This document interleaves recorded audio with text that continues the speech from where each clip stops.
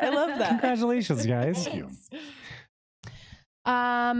Married also to this guy. This guy in the corner over Guy here. right here. We've just hit our 9-year married anniversary. Congratulations. Thank you. And then dating 13 years. Where did you guys meet initially? We met at UCCS. We were like 18. And we have a really interesting story. I don't know if we should go into Go into it right now. This is what we're here for. Yes. If you want to. Okay. Absolutely. Okay. Well, started dating when we were 18. Who asked who out, by the way? Huh? Who asked who out for the first time? Do you guys remember? I don't even know because we met through mutual friends, and actually Becca thought I was pretty annoying. I was very different than I am now. Like I was Also, super. I had another boyfriend. Like I had a boyfriend at the time. So, But I sing karaoke.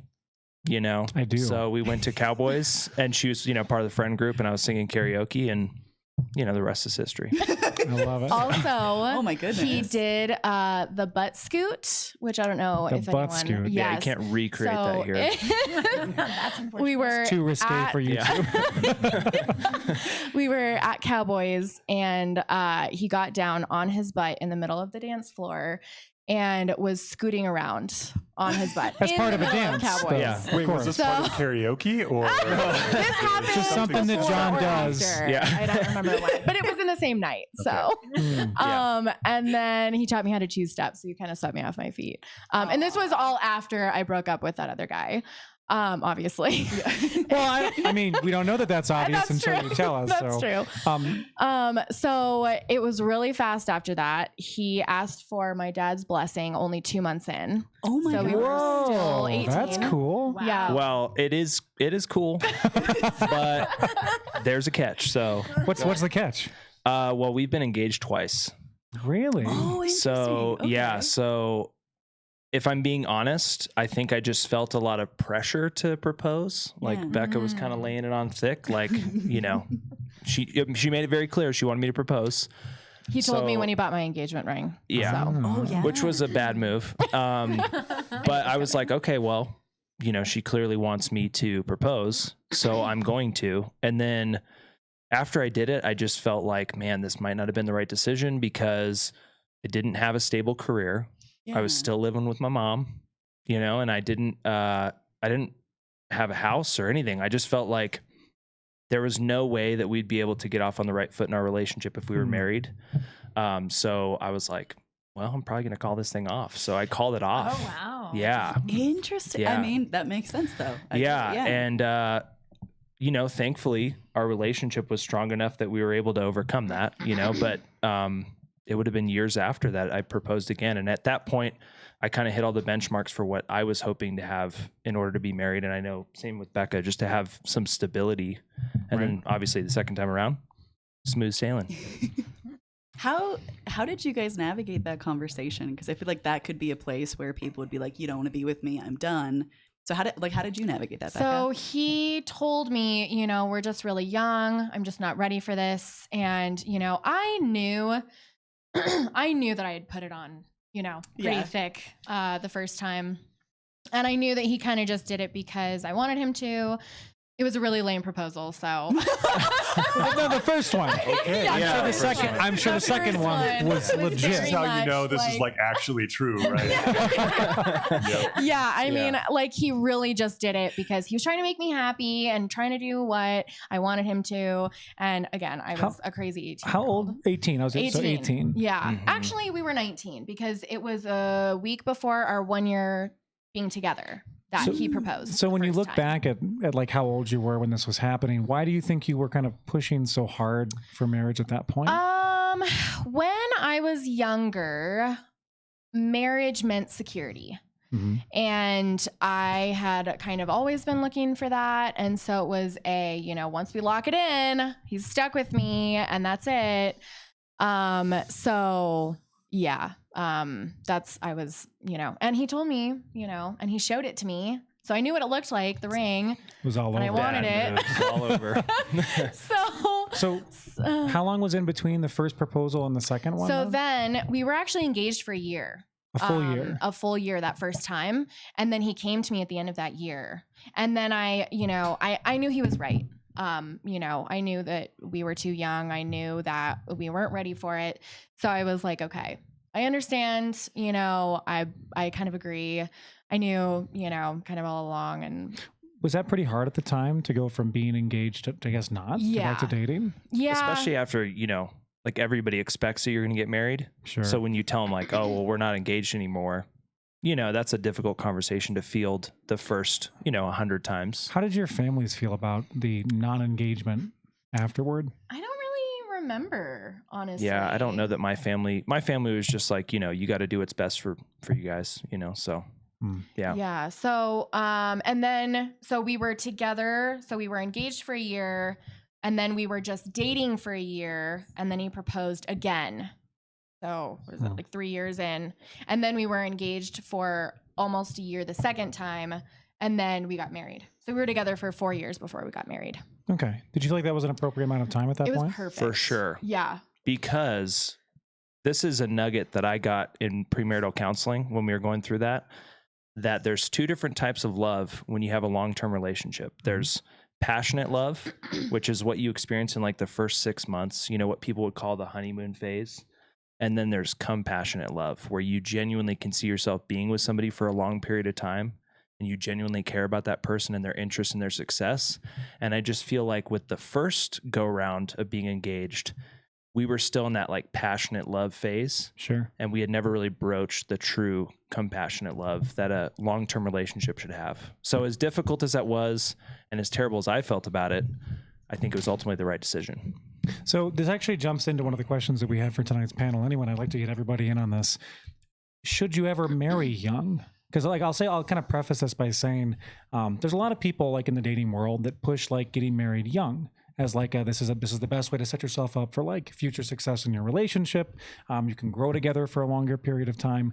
I personally don't really like that idea, but I'd like to hear what you guys think about it first. You want to start with Tom?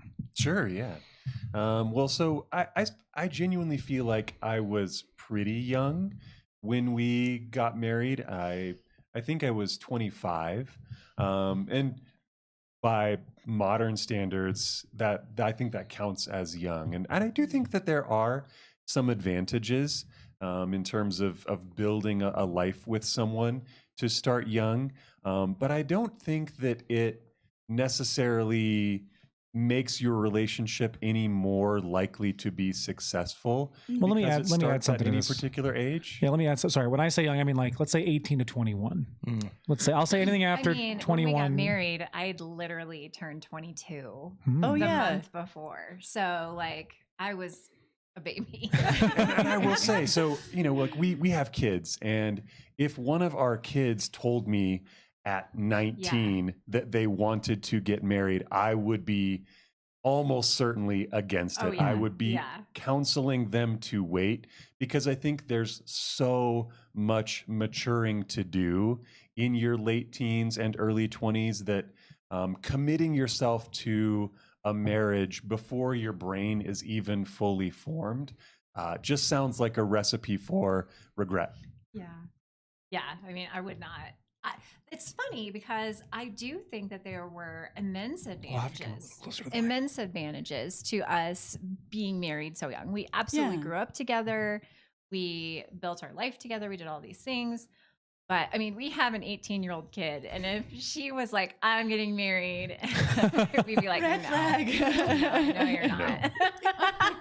What do you guys? And feel free to jump in on this, guys, if you want. What do you think about marrying young?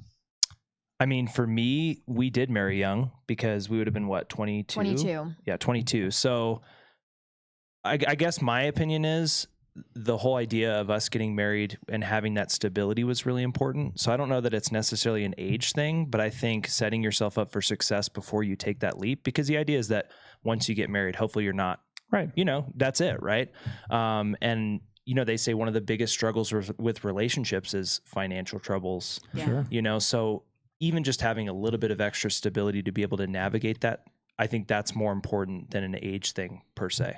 I mean, like you could be 22 like we were, and as long as you got your ducks in a row, it's all right. I think when I was 21, I had like no dollars to my name. I think there was a period of time where I was like a week away from having to move back in with my parents. I can't imagine what it would be like to be married and then have that kind of thought process that'd be at the same so time. stressful versus like, I had a government job with a stable paycheck that hit every 2 weeks. I bought a house. So it was like, okay, we've got some stability there. We don't have to worry about the financial troubles that maybe you'd have to navigate if you didn't have those things. So I definitely think that it's individualized, really, because I think that obviously marriage and relationships they're hard and they're hard work.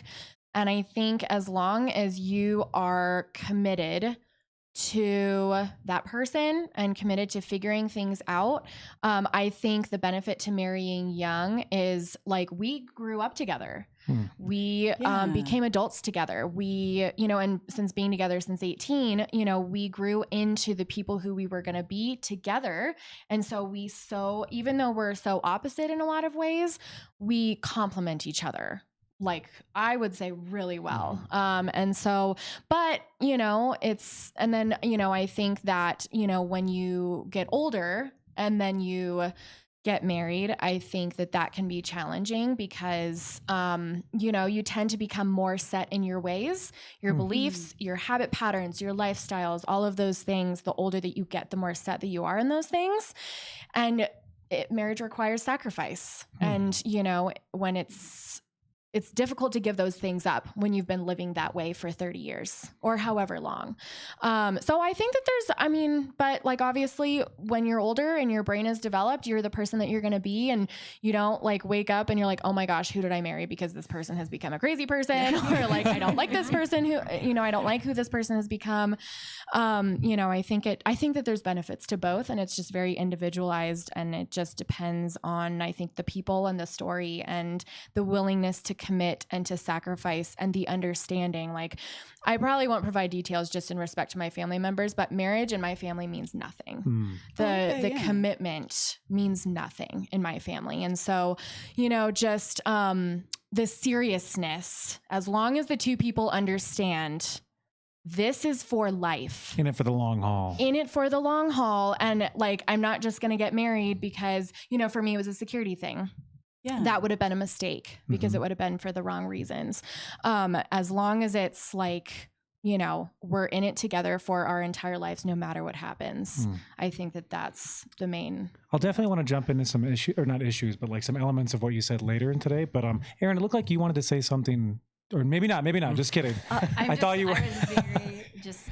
I have a very reactive face. I think you guys both said that you have like your relationships, like you got to grow up together basically. And I feel like that can be a gift or a curse, like totally. In marriages, in relationships. If you allow the other person the room to grow and you can be like flexible and build that together, I think that's amazing. I think that's also a downfall for a lot of people because there's so much growth that happens between like 20 and 30 that you might be exponentially different people who no longer feel like you work, or maybe you do. So I feel like maybe it's not a good or a bad thing necessarily. Yeah. Well, so speaking of that, something that we've talked about on a number of occasions is the issue of codependency. Feeling like you literally can't survive without this other person. And I think that's why a lot of divorces are so devastating, is that people don't understand who they are on their own. They don't want to be just a person on their own. It's terrifying. They think of their identity in terms of this relationship. And so I think that's the potential negative of growing up with someone is feeling like I don't know who I am without you. Yeah. And I think that the likelihood of that happening is more likely when you develop that relationship at a young age. Totally. You are far more likely to develop those relationship dynamics of codependency. And interesting. Yeah. Oh, absolutely. Because you haven't, like Becca was saying, your brain hasn't developed. You haven't become your whole person yet. And so it's just that there's that possibility for sure. And it's so funny because, we are raising 3 Gen Z kids, we're watching them at a time when, at least for me, I started dating in high school. Yeah. Oh, yeah. Sorry, babe. Wait. Hold on. I started dating in high school, and I was like kind of expecting for my kids to do the same, but they really haven't. Yeah. Interesting. Wow. Do you think that's shifted generationally? Yes, I do.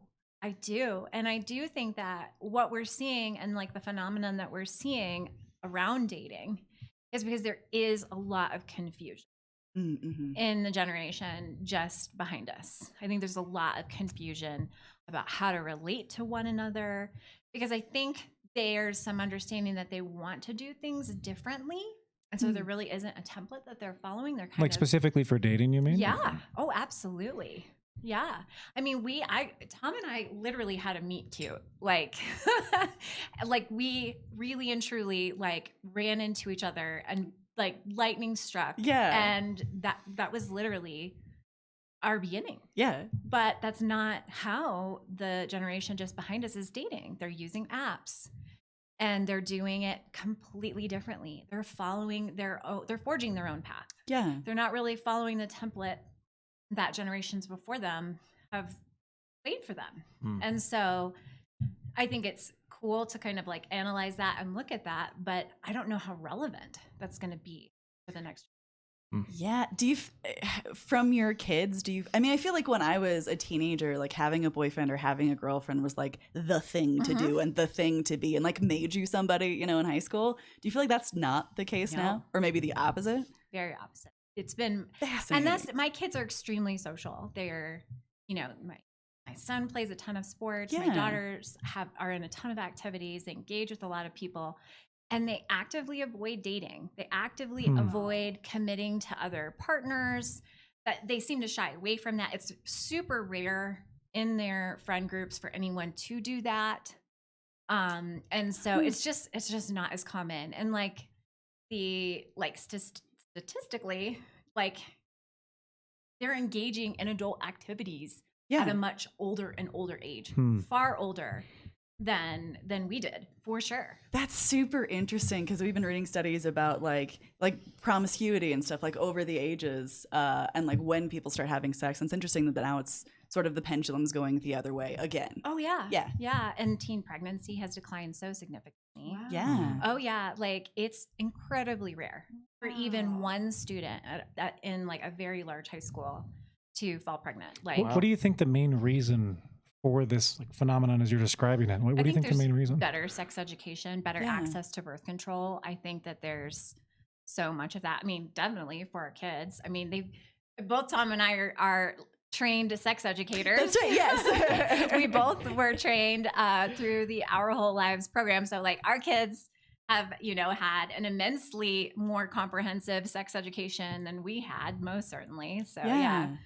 Well, and you guys have talked a lot about the online culture and how that affects relationships. And so think about if you'd been in an online culture since you were 10 years old, how different it would feel to be in person with someone, and how just, if you could always communicate with your friends at all times of the day, what are the incentives to get together in person? And, also like Aaron was talking about, how hard it would be to form those kinds of relationships if you only saw your friends in person at school, but not really at any other times. So you touched on something that I think is really interesting, and maybe it's a question for the whole panel here. So do you think our ability to get a hold of someone at literally any moment of any day has kind of ruined like maybe the longing that people would have had prior to like the digital age, where like maybe you didn't see your, whoever you were dating for a couple of days, and there's like this period of time where there's a build up to see them again. Maybe we don't have that as much because now I can message my wife whenever I want, or, like something like that. What do you guys think about that? I'll also pause you guys before you answer that. Apologies, but we got a super chat. I just want to thank the Car Wash Channel of Northern PA and Ohio. My yet favorite. Again. Thank you for showing back up to the stream. The goat. Stream, that's the word. Thank you for the super chat. If you want your messages read on stream, feel free to send one in. And now back to the answers. So I think if you're in a relationship, that can be super beneficial. But one of the things that I've observed, because I work with people that are my dad's age and I work with people who are 20 years old. And I have a friend at work who's, I think he's 26 or 27. He's single. He's, you know, he owns a home. He's got a stable job. Seems to be the complete package, in great shape, handsome guy. But the dating scene is so different than what it was even when Becca and I started dating, you know, and I've talked about this. I'm like, I can't imagine being in the dating scene now, you know, because from what I've observed of the dating apps is you don't get enough information to even really make a great determination that that's like somebody you even want to go on a date with. Like everything is so superficial, right? It's like the best picture you could possibly pick, you're probably throwing that picture up. The coolest bio you could craft over an hour's time to make sure that it's perfect, you're putting it up. And it's just like social media. Most people with social media, they put their best version of themselves on social media, right? So the dating scene in general, I just feel like you would have to break through a lot of different barriers to truly generate a close relationship with somebody that you've never met before in a way that seems different than when even like Becca and I met, where it was like, okay, well, if you want to meet someone, you don't have a dating app. So you're just going to go to like the UCCS rec center and start talking to people. You know what I mean? That's like unheard of now. Right. Like. Yeah. I kind of want to build on that, because something that I notice in the younger generation as well is because they've grown up in a time where, like you said, everyone portrays their best self on social media. I think it gives them a false perception of how amazing everyone is around them. And they are so fearful of messing up or being perceived as saying something stupid or having a public rejection or something like that. I see a lot of fear, so much fear that they don't want to put themselves out there. They don't want to risk, you know, people around them finding out that they're not perfect, you know? Interesting. Yeah. Oh my gosh. Well, I'm going to jump in. Rejection from the type of conversations that are had on those dating apps, because one of the things that like my buddy has talked to me about is with some people, if you chat too long on the dating app, they just get disinterested. With other people, they're like, okay, I want you to get to know me more on the dating app before I'm willing to go out with you in person. So it's like you kind of have to read between the lines and figure out like, what is it that this particular person wants, you know, and that'd be really difficult to navigate. You had asked the longing piece. I do think we did long distance for about 6 months in our 6 months. Yeah, in our first year. And that we wrote letters for some of that, and it was so cute. It was so like adorable. I can't even express the amount of appreciation it made me have for him and who he was, and for our ability to communicate, and our just all of it. I do think the more of something you have, the more for granted you take it. And so I think, you know, the ability to just call someone up at any moment's notice, I do think, I think you take it for granted a little bit. You take for granted the ability to communicate and to just have availability constantly. And, you know, I think like when you start to miss someone and miss communication and miss, you know, I just think it is powerful. Like it builds that. Yeah. But maybe not for too long, right? Like maybe not for distance. too long, obviously, but like, you know, to just have appreciation and to not take for granted, you know, so. We have another super chat, Joe. Go for it, because it's for you. Pat, thank you so much. Pat said, for my tattoo fund. I've never gotten one, but from what I gather, they can get expensive. So hashtag something about buying others ink. Thank you, Pat, so much for your super chat. What's your arm worth now, Joe? A lot. It's a few $1,000. Another one popped up literally right awesome. then. The Car Wash channel again. Wow. Thank you for your super chat. They said, I honestly gave up on dating games. Too complicated. I've been hurt by females too many times. I think that's honestly a really common sentiment, and one of the reasons why we want to be talking about this stuff. Yeah. And talking about having those conversations and building relationships and what that looks like now, because I feel like there is a lot of confusion, like you were talking about. I mean, like here too, trying to figure it all out. So thank you both for your super chat. I think fatigue, especially with like online dating with apps like Tinder or Bumble or Hinge or whatever it happens to be. I've talked to a lot of guys that have pretty significant fatigue after, how many dates, how many non-dates, not being able to match with people they'd like to match with. And like, it becomes like a second job essentially at that point. And it's like, how do you get someone reinvigorated in dating after they've made that their job and haven't had success for any period of time? I mean, like a couple months sounds like it's pretty difficult, but imagine like years of that. Like, I'm not sure what we do at that point. Well, and then you finally put yourself out there to go on a date. If it doesn't go well, you're like, okay, I'm back to square one. You're just like right back in the cycle. So I had a couple coworkers who literally moved out of Colorado because the dating scene was so poor.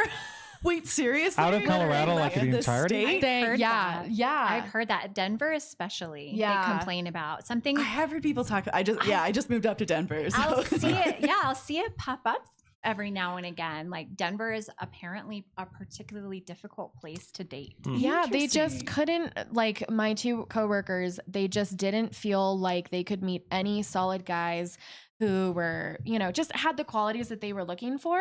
And they were so discouraged and so frustrated and they're nurses. So like, it's easy to find nursing jobs everywhere. Yeah. And they really wanted to move to Austin. And so they moved to Austin, and within a few months, they both had boyfriends. Wait, that's and really... And they're still together like a year later. I don't know. I'm not really sure. Yeah. I don't know what it is, but apparently... the dating scene sucks here. Interesting. Okay. Yeah, I heard that as well. Yeah, it's interesting. But okay, so what we know about the dating apps being the primary way to meet people and to date. And this is a topic that we've discussed with our friends in the past about what's the alternative? Meeting someone in real life. But there's a real taboo now around strangers approaching each other in public. That definitely wasn't the case, obviously, for us. It was the only way you ever talk to anyone or meet anyone new. But now it's like, it's really considered kind of gauche to try to shoot your shot in person. And, obviously there's the possibility of public rejection, which is terrifying, but also it's considered poor form. Like you are not supposed to just walk up to someone and start talking to them. And I just think that is difficult. Or to express flirtatious intentions in person. Like say you have a hobby that you do where there's a lot of people, that you're engaging in this activity together. I can't imagine what I might be thinking about. But think about that like within like the jiu-jitsu community. Like it's generally kind of it's kind of frowned upon to date in the hobby community. Date within the community. Yet that is one of the best ways to meet people in person that share an interest that you have. Right. I've been on Reddit for like over a decade now. That's when I don't venture on there it's a scary place, okay? It feels like the dark web almost. You have to cultivate it. You really do. And I'm in a few forums about, dating, relationships, sex, things like that. And one of the biggest pieces of advice that constantly pops up is get a hobby. Yeah. Get a hobby. And that is the best way to meet other people. But is it, if it's considered gauche to approach someone within your hobby to like ask them on a date? Then there's like the added complication of if it doesn't work out, did you just ruin the space? That's like your third space, like your other home. Like, all right, you asked this person out or you guys dated for a little while and it didn't work. And now things are uncomfortable. Like this place that, when you were talking, I was also thinking about the fact that like if someone approached me in person to ask me out, I'd probably be really thrown off. Right. Or like over an app or I've done app dating before and like no problem. Like that works for me, but the in-person thing, I feel like that's almost scarier. Like even if they weren't, if they were like, really respectful about it, you would be thrown off too. I think it depends on how I would be approached, but like in the gym or whatever, like taking my headphones out, like, sorry, what? Yeah, I feel like that's kind of inappropriate though. Yeah, like in the gym. Is it? I think so. I think when you go to the gym, you got a mission. What if someone was like really respectful about it? Like, hey, like, seeing you seem like an interesting person, or I mean, like, I don't know, I'm assuming that they know each other to some I degree. like your squat technique. I don't know. I think more social. Like, let me help you with your form. Just kidding. That's just the kidding. I know. I don't know. I would think that would be kind of weird. Like at the gym, I don't know. To me, that's like a place where people are probably blowing off steam. Sacred. It's sacred, but like a coffee shop or Yeah. That seems okay. Maybe I would think so. I did not, when I was single, I did not like when men approached me at the gym. I was not okay with that. Yeah. And it was just, and it was probably just because nobody, I guess there was maybe one time someone approached me and was like, hey, like, you're really beautiful. And, but like, for the most part, it was like, hey, like your squat technique. Yeah. Or, Has someone ever "Hey, actually can I-" used that line on you? Yes. Oh my! I thought you were I'm not okay. kidding. I said that in all seriousness. That has happened before. And I don't know. Is that the worst gym pickup line that's ever been used? No. Oh, I meant on you. I meant on you. No, I wasn't saying like generally. For me, I think it was. I don't know. I just like, and maybe it's just because I'm an introvert and I go to the gym Yes. and I am there to work out. Do not talk to me. I have my headphones in for a reason. I don't want to talk. I don't want to see people. I don't want to engage. Yeah. Leave me alone. So maybe that's it. But for me, I did not like being approached in the gym. I did not think that was an appropriate space to do that. I think it's like the context thing for me, kind of going back to your question of like how it's asked. Like if I'm on a dating app, I know that I'm looking to date someone. So like my head's there. If I'm at a coffee shop or like library or walking around or whatever, it's like such a shift if someone asked me out in person. So Not expecting it. yeah, unexpected. Not a bad thing by any means, but would take like a second to adjust to. Yeah, Yeah. a little bit. I feel like bars used to be like the in-person place you would go if you wanted to meet someone. And I like in some ways that's kind of unfortunate, right? Because if you're not much of a drinker, well, now where are you supposed to go to meet people in person? Like, although I will say that I feel like when I was growing up, like one of the biggest places that people met people was at church.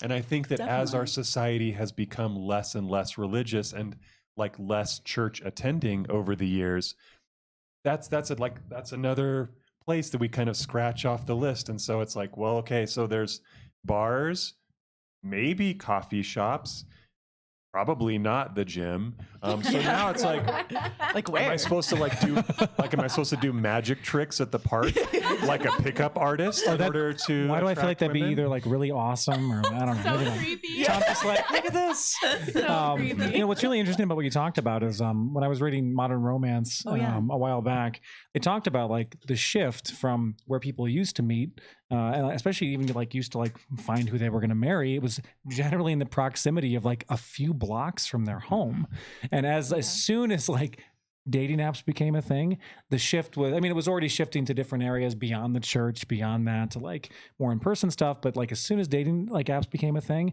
the shift was like everything. Like everything turned into dating apps for the most part. Church is almost non-existent at this point. Like nobody really dates in their proximity anymore, you know? Tom was my next door neighbor. Oh, I love it. Can you tell your meet cute story? I don't think, unless you got to that when I was like looking at technical issues. Yeah, I want to hear it again.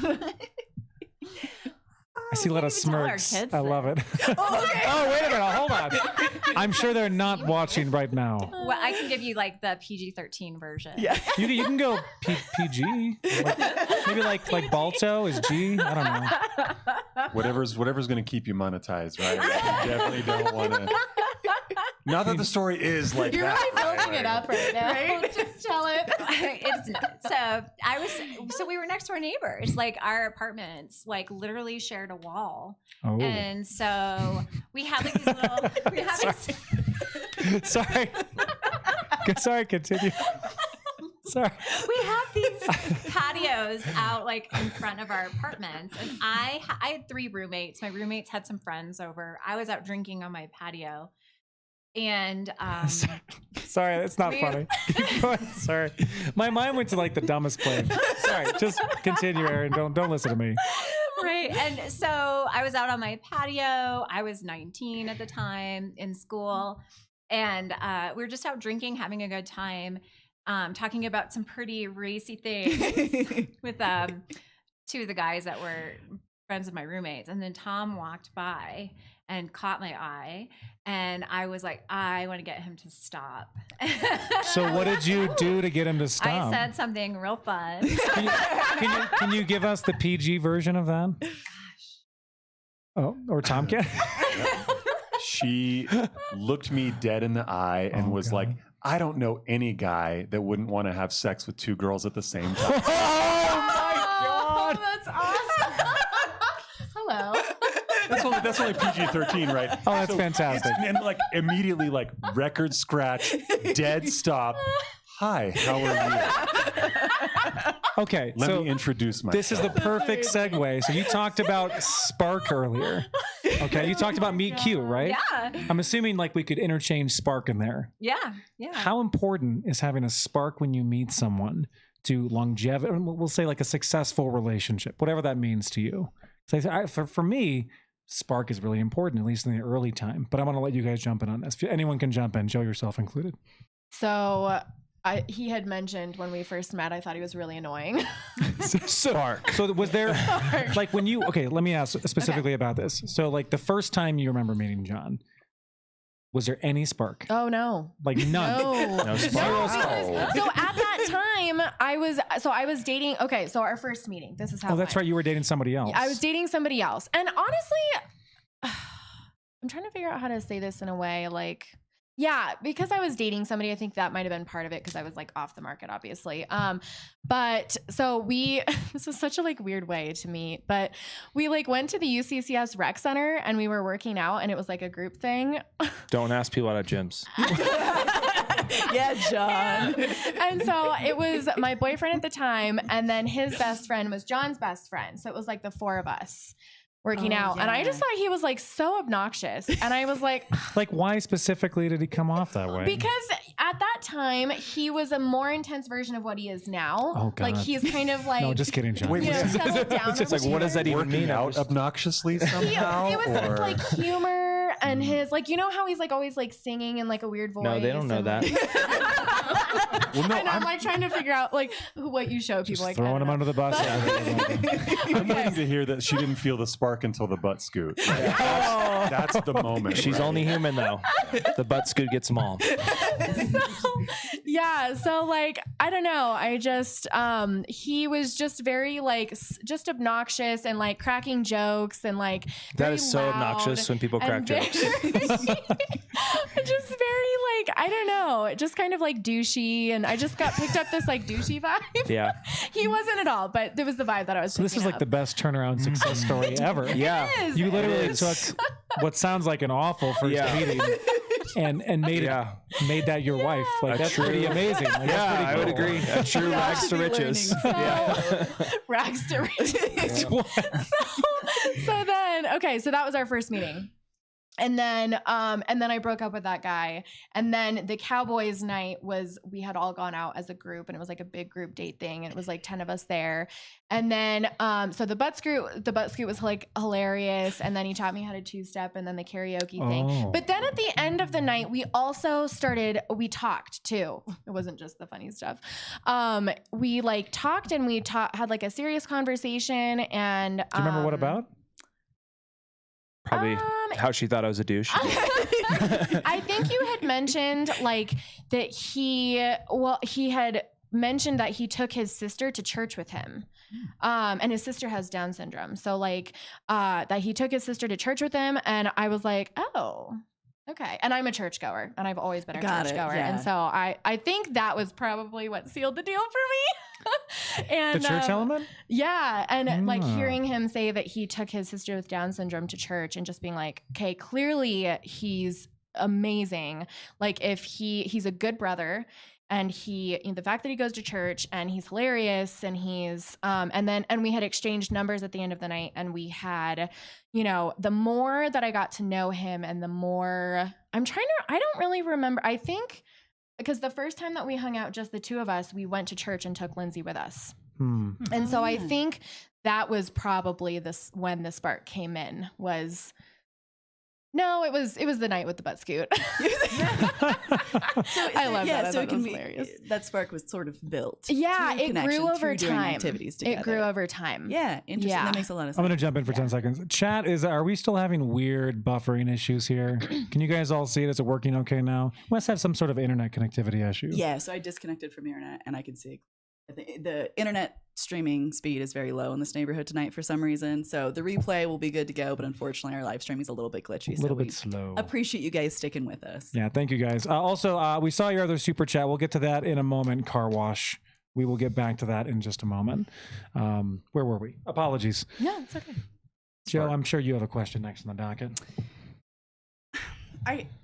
Becca, you said you were raised very religious. Mm-hmm. Yeah, so was I. Do you feel like the pressure to get married quickly came from that background for you? Yeah. Yeah, yep. Same. Yeah, yep. Absolutely. The whole no sex before marriage thing. And my parents got married from the time that they met to the time they got married was 6 months. And my mom was 18. My parents, I think, was 4 months. I think it was 4 months. Mom and Dad do watch this sometime, but it was very fast as well. Wow. Yeah. So I think just kind of the culture in the church and the culture being raised in and no sex before marriage and, blah, blah, blah. I think that was also part of it, was wanting to seal the deal and like get married quickly. Yeah, I get that because I was totally in the same boat. Like that's what you're taught since you're like 4 years old, especially as a girl onward. Like that's your purpose. Yeah. It's not, but like that's what you're told. It's not, but yes. Well, yeah, I mean, you were talking about like, getting married young. And I feel like if you think that like getting married is the only way you can unlock sex as a young adult, you are extra incentivized, even if it's not the right person. Like, I just want to start having some sex. I guess I have to get married to like make that happen. 100%. That absolutely does. What do you guys think about that notion of like not experiencing sexuality with a partner before you're permanently hitched together? I think it could be a recipe for disaster, you know, if like you're and I guess what I will say is we tried to honor what I would mainly say is her parents' wishes in that whole thing when we were first starting to date. But on the flip side, how do you even know that you really have that sort of chemistry? If you're like waiting until you're married, you know what I mean? I don't know. It's like, that's a really fine balance. I'm not saying it's wrong because we tried to honor that, but at the same time, it'd be really difficult too. For me, and, I'll kind of be vulnerable here. Having a lifelong faith and, my beliefs about, sex and marriage. And I think, if you have a relationship with God and, God brings you your person, I do think that sex is incredibly important, but I think that if you can wait, I think that is the most ideal scenario because the more people you have sex with, like I know, like I definitely have some issues because of, the number of people that I had sex with and being with anybody but John. And, so I personally think that like, if God is a part of it and he's a part of the relationship and he brought you two together, then, then the rest follows. And I think, but also like, I think that there's another side of the coin where I also know somebody who waited and then they got divorced a year and a half later because sex was a problem.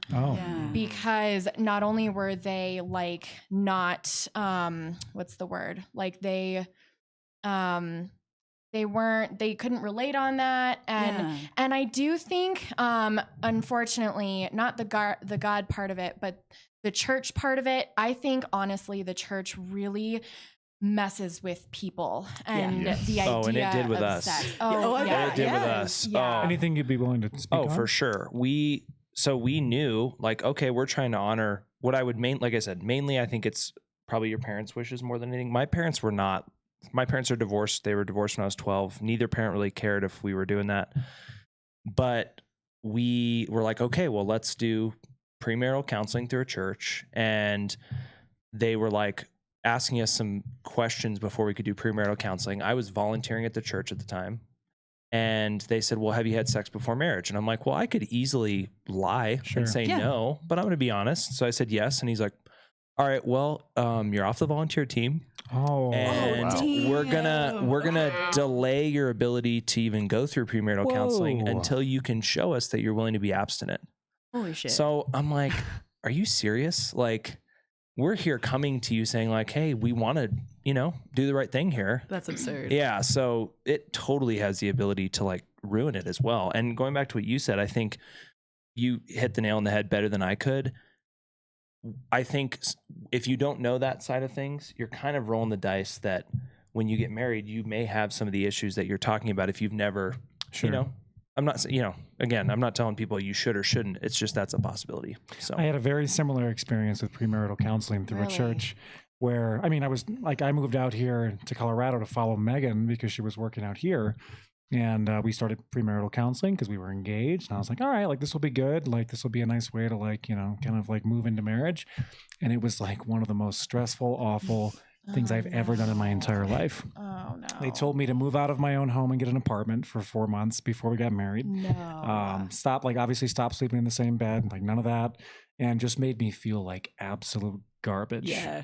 And I've never wanted to like leave a faith more than that moment where I felt the same way. Really just like messed up my ability to want to be part of any church. Yeah. That was awful. And my wife would tell you the exact same thing. Yeah. I think it's just hard because, the church really tries. They really try to. I know.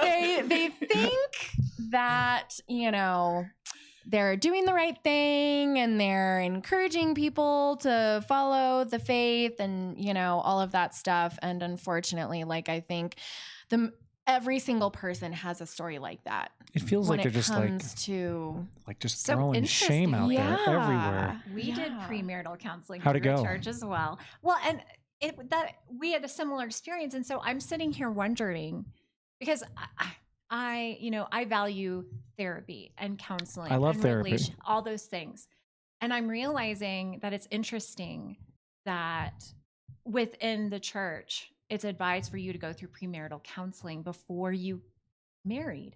And I don't really know that exists culturally outside of church communities. I think that is a good point. I don't know that it does. I don't know that it does. I'm like, oh, wow. That's interesting. Do you think We've it should? All done that. What's that? Do you think it should? Yeah. I think it should. Oh, absolutely. I mean, it doesn't have to be a religious I don't want thing. Premarital counseling that encourages you to lie because we absolutely lied. Oh, yeah. 100%. So many lies. Oh, and inadvertently got busted in the weirdest ways. They kicked down your door. So I was in school. I was still in college because I was such a young thing. And we were going through our premarital counseling, and I was taking a game theory class at KU. And my game theory professor was talking about, was it the prisoner's dilemma? Is usually what comes up in game theory. And they're talking about the way that people will respond, to questioning when they're separated kind of thing. And I told the story of my husband and I being separated during premarital counseling. Yeah. And we were both put into the situation where we had to be dishonest about our living situation. Right. Right? And we both chose to be dishonest. So wait, hold on. How did they bust you? Because in my mind, I'm getting there, Aaron. but in my mind, I feel like there's the church version of like Chris Hansen that just shows up. Or it's like good cop, bad cop, right? My professor said, "Where are you doing your premarital counseling?" And I told him the name of the church. He's like, "I'm the deacon." Oh no! I'll be informing. Oh my God! Oh no! That's so bad. Busted. Busted. God. Oh no. Yes. That must have been so scary. Wow. In front of everybody? In front of everyone in my class. Oh, I was God. I was mortified. Holy cow. What a dick move on Mr. Right? Deacon's And for him part. to what did he say? Report it to the priest? Like you're gonna get arrested or Jeez. something? Like I don't know. Then we're gonna get whoa. kicked out. I don't remember the ramifications. I do remember being brought into the guy that led brought us in his office to talk to us, but I don't remember. So But yeah, uncomfortable. But fun, that story aside, do you guys remember anything valuable that you learned? Yes. Okay. A lot. What do you think? Oh, interesting. Well, okay. So first of all, I'll say this. Our second premarital counselor, like right out the chute, I was like, my name's John. We've had sex before marriage. And if that's a problem, we'll find somewhere else. And he's like, oh, it's totally cool. So one of the things that I think was super valuable in our premarital counseling was he talked about collaboration and compromise. Okay. So very frequently in relationships, you're going to have to compromise, meaning one person is going to lose. Okay. They're not going to get what they want. Collaboration. Ideally, we both get what we want. And then we also learn about love languages, which I feel like is probably the most important thing that I've learned as a husband, is to understand what Becca's love languages are and how to try to meet them. Because, it's like you could tell somebody you love them 100 times, but if that's not their love language, it doesn't matter, So getting that nugget of advice or information early on was super helpful. And then we also had talked about, so I have always really struggled with asking for my needs to be met. Yeah. And the counselor, we had talked about that very thing in our premarital counseling. And I remember the counselor saying, John wants to meet your needs. And if you don't name them and you don't come forward with them and you don't tell him, he can't. And so he can't help you if you don't communicate and talk about it. And so our counseling experience was amazing. And then he also, the second one, the first one, obviously not so much, but the second one, and then he also, like, we were supposed to have like 12 sessions or something. And I think we did like 8. And he gave us his blessing, and he was like, you guys are good. You're I keep forgetting the word. It starts with a C. Like, you're like where you like relate and you're similar. Compatible. Yes. Yeah. There we go. Keep escaping me. So he was like, you guys are compatible.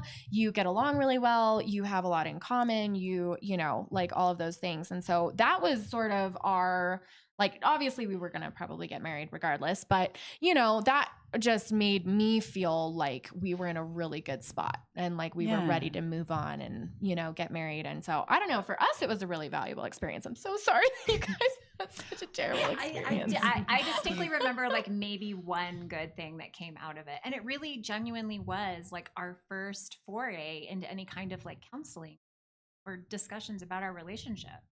And I think it was like, they asked questions like, have you thought about like what the other person might do that upsets you?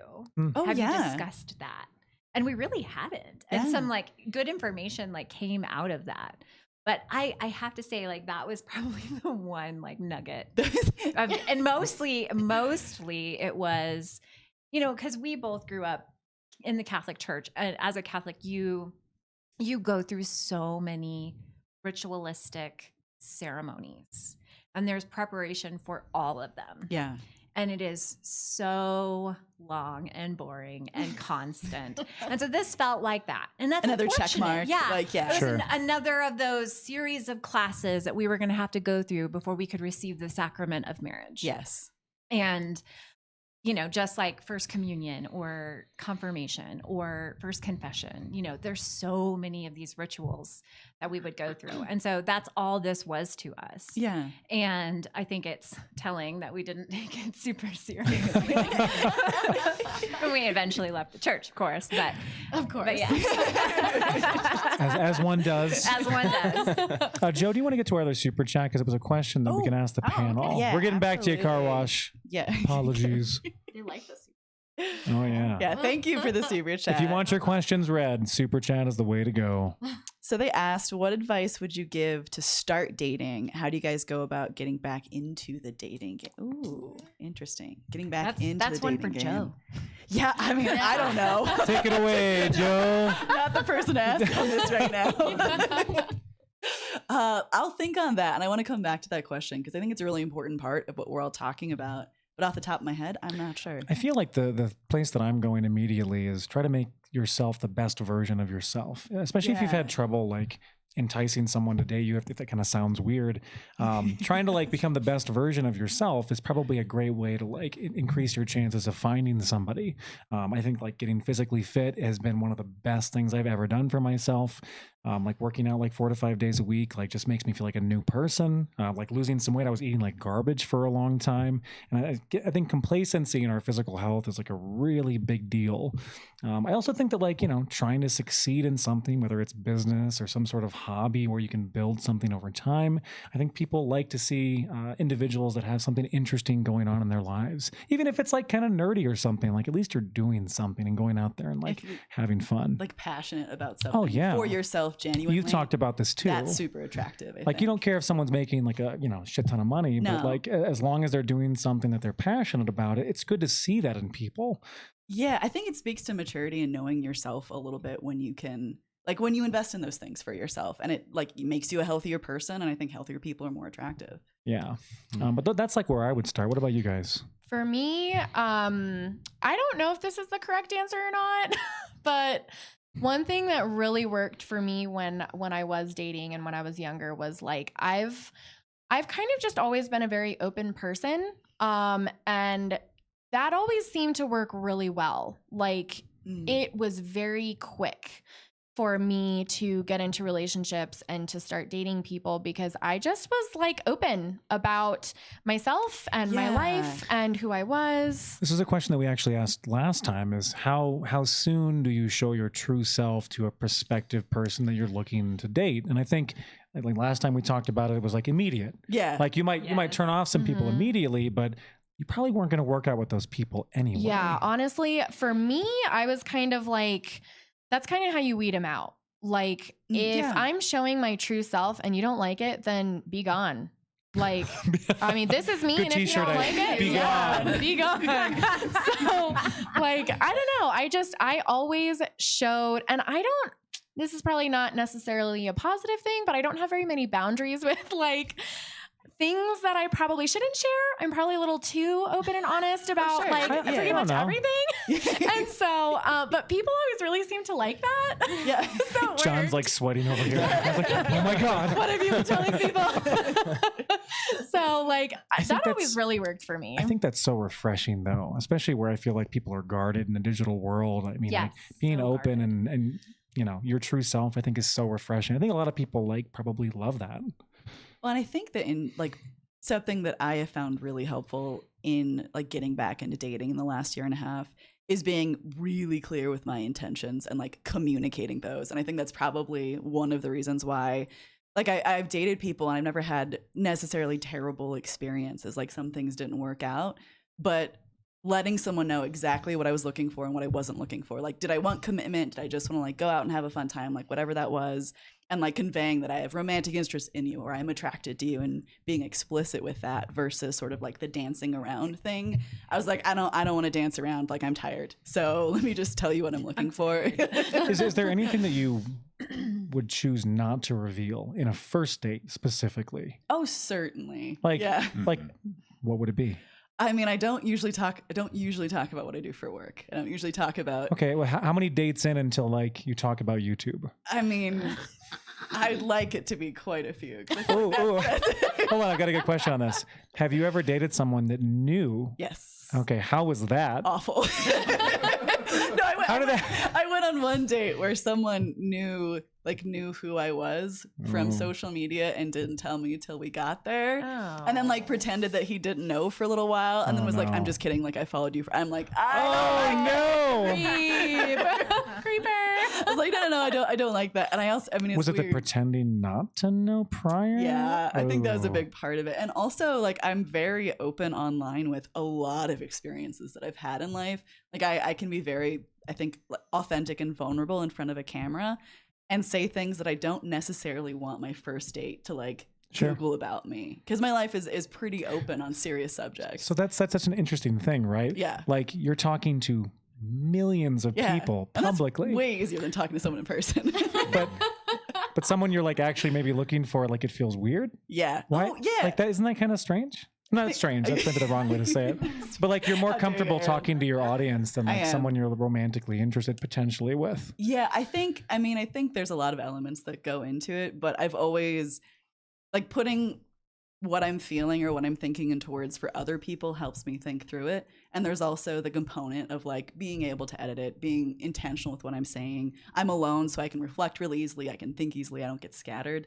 Where in real life, that's not the case. In real life, I have to be really intentional about like being vulnerable or opening up. Like it's a process where for me, if I'm alone in my room talking about something serious to myself, that's not an issue. I can do it, and I'm happy to. I would imagine it also speaks to like how comfortable you are with your own audience that you've cultivated. Oh over yeah, years. Absolutely. Interesting.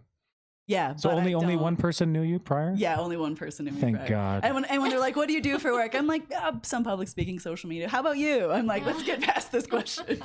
So what is the concern? Because I'm not on YouTube. Yeah. What is the concern of sharing that too soon?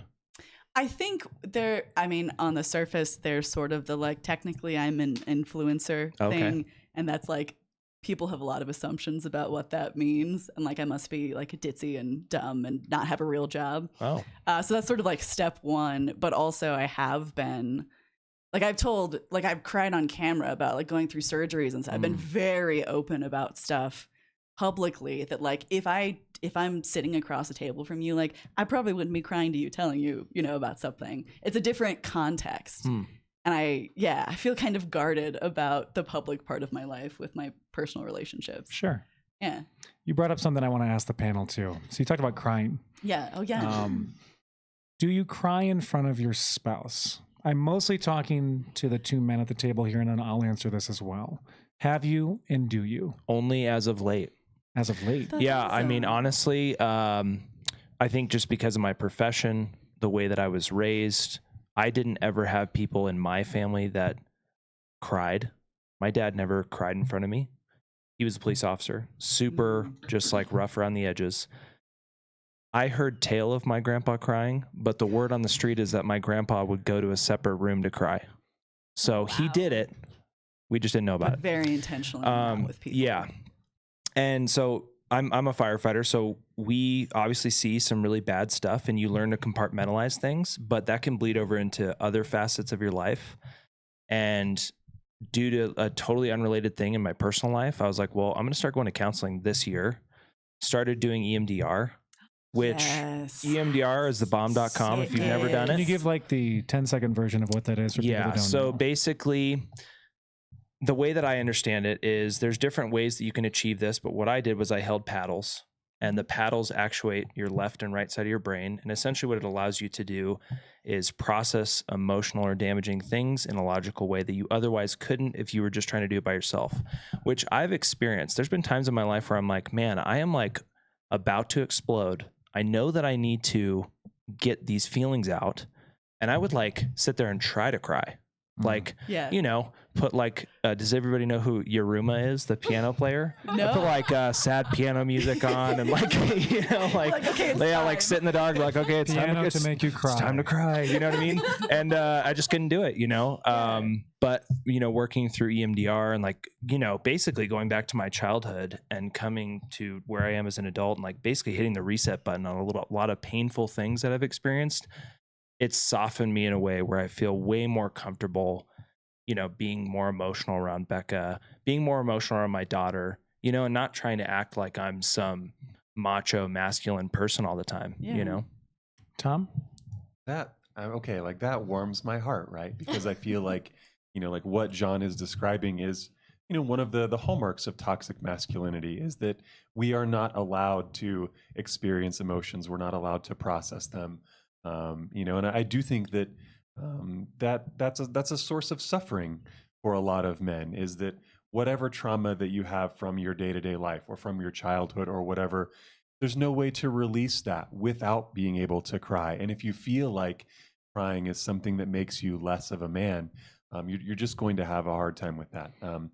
I feel fortunate in some ways that so my dad is a Hallmark movie person. That's right. And like he he's a sap. Sorry, Dad, if you're watching this, you know this about yourself. And I'm a total sap.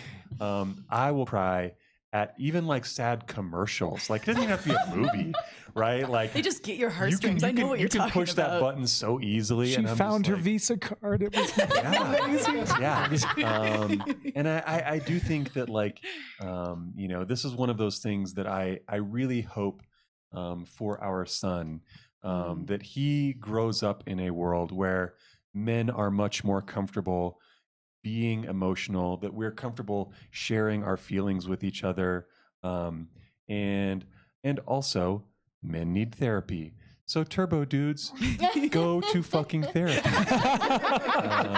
So to jump in for one moment here. Yeah. So to play devil's advocate here, like the people that, I would say like in the dating world that generally talk about why men shouldn't cry, at least in front. So the narrative has changed over time. They used to kind of say, you shouldn't cry at all. Mm-hmm. But now it's like, well, it's okay to cry, but just don't do it in front of like your wife or your loved ones. And the rationale behind what they're saying is that like you're supposed to be like this pillar of strength, this beacon of like power in the relationship. And if you cry in front of your spouse, like subconsciously they're going to look at you as like breaking down and not being able to handle the moment. And I think that's actually a really like popular idea in like red pill communities right now. I've experienced the opposite. Yeah, it's okay to cry, but like just don't do it in front of like your loved ones, essentially. I've experienced the opposite. And what I will say is like this isn't like a trauma brag, but like some of the things that I've seen in my life are things that people never see in their entire lifetime. Yeah. Just from the stuff that I've been on, and like Club Q shooting. I was on the Club Q shooting. You know what I mean? There's some stuff, some bad things that I've seen, and in my mind, for the longest time, I was like, I have to be that pillar of strength. Like I get paid to be somebody who's strong and doesn't cry and isn't weak and isn't thinking those things. And after I got out of my first EMDR session, I was like, I should have done this 10 years ago. Yeah. I feel like a totally different person. Like I can't even explain to you, like this sounds dumb, but it was like the trees had color again. Yeah. I could hear the birds chirping again, like stuff that I was like, man, this is what it's like to actually process your emotions and process your feelings. And I think what I've experienced with Becca is that she like loves that I'm tapping into this side of me, because I'm sure for a long time it was pretty difficult for her to feel like I could really relate to her about stuff that had emotion attached to it, Well, and when it comes to, being a pillar of strength, for your family and especially your kids, the thing that I've learned from parenting is obviously every single person on earth is going to experience hardship and difficult things. And the best thing that you can do for your kids is to be an example of processing hardship in a healthy way. Yeah. It is not healthy to not cry. Dear God, no. Yeah. Oh my gosh, Because this is not healthy. I think It's just going to come out as anger. Yeah. Well, I think Like, the it's element of just- hiding it seems so weird to me. Yeah. And so like for each family member and in my own opinion, I think the more vulnerable that you can be with your family members, the stronger the relationships. And so when you can cry and show emotion and be vulnerable in front of your kids, in front of your wife, it provides opportunity to grow in the relationship and to grow as a person and to show your kids and your wife and everybody, like, this is how I experience emotion. And then this is how I'm going to pick myself up and be healthy and to take care of myself. And like, yes, I had a weak moment, because we all have weak moments and we will have weak moments forever. This is how I'm going to do it. And I'm going to do it in a healthy way. And then I'm going to pick myself back up. I was also going to kind of say the same. I feel like that's how I knew that my relationship with Tom we were going to make it. Oh, Was interesting. because, so when we were pregnant with our first child, we had a lot of, it was a very crazy, chaotic time, a lot of uncertainty about the future. It was an unplanned pregnancy, even though we were married. It was unexpected. Yeah. She knows, don't worry. Oh my God. The chat's blowing up. And that was very difficult for me. We were newly married. We hadn't even been married a year. We were still very young. And so I distinctly remember us watching a movie where a couple was dealing kind of with some of the same issues. And then they had, a pregnancy loss. And I remember it hitting me so hard because I was pregnant. And the fact that Tom was able to cry with me, just going through that, experience together, I was like, okay, we're going to be able to relate. We're going to be able to understand each other. We're going to be able to feel similarly. Yeah. And so I knew that there was a security in our relationship because he cried in front of me. Yeah. Because I knew that he felt the same way that I did in that moment. And so I was like, okay, we're going to be all right. I think that's I think it's beautiful. Thank you guys all for sharing your Makes me wanna experiences. cry. Yeah, I think we all could cry more personally. I'm working on it in Let's all therapy. force I'm ourselves to cry in too. this But I think there's also a common line that's being used that crying is unattractive to your woman. And I just want to say, I think that's absolute bullshit. What's garbage? Yeah, It's garbage. If someone can express real emotion in front of me, that is so inviting, that's so validating, that's so healthy. And I want to draw closer to them, I want to feel that with them and be there for it. I think if you think that if you're with people who are going to shut you down if you try showing emotion, you're with the wrong people. I think that's just an archaic notion too. Yeah. The idea that you just can't show that particular emotion. Yeah, just that one. Just that you one. can be angry. You can throw things. Yeah, anything anger. else. Anger Just feels can't almost cry. welcomed in traditional circles in that way. Yeah, weirdly, But- I think it is. The act of crying can be attractive, but physically, I am an ugly crier. Thank you for letting You're us know. welcome. Do you have a question you want to ask next? I'm going to go through the super Oh, chats yeah, real we had a quick. couple, yeah. Yes. So, Lori, thank you so much for your Lori super chat. donated. Thanks, Yes, Lori. Thank you, Lori. And then the Car Wash channel said, I appreciate you answering my question. Thank you, Joe. You're awesome. Glad I found your channel. Keep up the good work. Thank you for being here and listening to us. We really appreciate it. Yeah, as a reminder, if you want your questions read on live, Super Chats is the way to go. We had something else? No? Lori, we're looking for your comment. We're trying looking. to find There's it. many chats. Yes, apparently Lori super chat but didn't attach it. So that's our bad.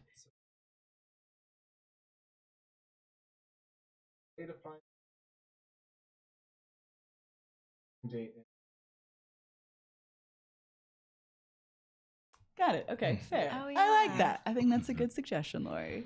Yeah, I would imagine nobody heard that because we don't have a mic over there. So, but We need to get Darian a mic. Yeah. do you want the next question or you want me to jump in? Yeah. So I feel like this is something we might all be a little bit familiar with because it sounds like literally all of us have some kind of religious background. Just a wee bit. The word submission, Oh, to yeah. submit in your marriage. I'll leave it there. What does that bring up for you guys? Because that's often advocated for, to submit to your partner, specifically women submitting to men. That's how it's used. How does that evidence or not evidence itself in your relationships? That's a hard one. I don't know. I mean, especially growing up as a pastor's kid and being in the church forever. I don't know how I feel about that. I do know the hard part about that. And actually what's interesting is my brother, he put it really well. It makes sense in the context of what the rest of the Bible verse, because where that comes from is the Bible, right? Right. And there's a Bible verse that initial talks about concept, that. What comes before that is something about men submit. It's lead your wives as Christ leads the church, or something to that effect. And the way that my brother put it, I think makes sense that is the higher, if you're going to follow the submission thing, that piece is that's the higher calling. Men lead your wives and your family as Christ led the church. Wasn't it men submit to God or church? Isn't that what it is? Kind of. That's It's the notion that was it's built like off leading of it. it's leading your Yeah. family in a godly way, and sort of the WWJD thing. Mhm. So the hard part about that is, I think that nobody's perfect. And so I think it's kind of one of those men traditionally are the leaders of the family. and women should submit to them and, you know, all of this stuff. But the hard part about that is, you know, like if I think that, you know, if the husband and the man is like, you know, leading in a strong and godly and right way, like, why would you not want to follow that? Like, why would you not want to say okay to that? And why, you know, the hard part is like, there's not a lot of black or white with that. Like, there's not a lot of direction to that. It's such a vague. Yeah, it's just submit. Yeah. And so what does that mean? Does that mean I just do what you say all the time? Like, do you feel like you submit? Or does that mean marriage? like, it's hard because, you know, I know in our relationship, you know, unfortunately for him, I am strong-willed and just very independent. Submit. He does all the submitting. And so there's not a whole lot of submitting on my part. Oh, sure. Yeah. But fortunately, he is a very strong leader and one that like I want to follow. Whether I do that very well is kind of like, you know, sometimes I don't do that very well because I tend to just do my own thing. But like, I would say that we, you know, in our relationship, like I think he has more wisdom than I do on many things. And even though sometimes I might argue and I might not initially be like, okay, usually I end up coming around to what he. Yeah, but I don't think that's submitting. I guess we have a like, totally different. yeah. I actually am going to disagree here because Gasp. Here's my thing. I have always viewed us as equals and we make decisions together. Yeah. And I feel like it's not 100 AD anymore, you know, like Becca works a job and I work a job. She contributes to our finances. I contribute to our finances. We have lives separate of our marriage. We've got friends separate of our marriage, and we can think for ourselves. And that's where I was going. Yeah. That was my conclusion. Yeah. Okay. But, Okay. Gotcha. Well, it sounds like you're going on the road of, so I don't know. I don't know. I've always felt like in order to have a successful relationship that's going to last, the idea that one person is completely submissive to another, I just don't think that's a recipe for success. Maybe initially you might have that concept, but over time, I think that breeds resentment. Yeah. Before we chime in on this, Tom and Aaron, what do you think of that concept? I mean, I know what you Who's think gonna about start? I would encourage couples to, I think, okay, so I'm just going to like let the religious part of this go, right? Yes. And tell you that playing with dominance and submission in your relationship can be a source of endless fun. I'm not trying to kink shame anybody. If that is your jam, and you should find out if that is your jam, because it can be an excellent jam to have. But there's no reason that it has to be one of you or the other of you. It can be both of you at different times. I love this so much. Dominance jam. But try that shit out.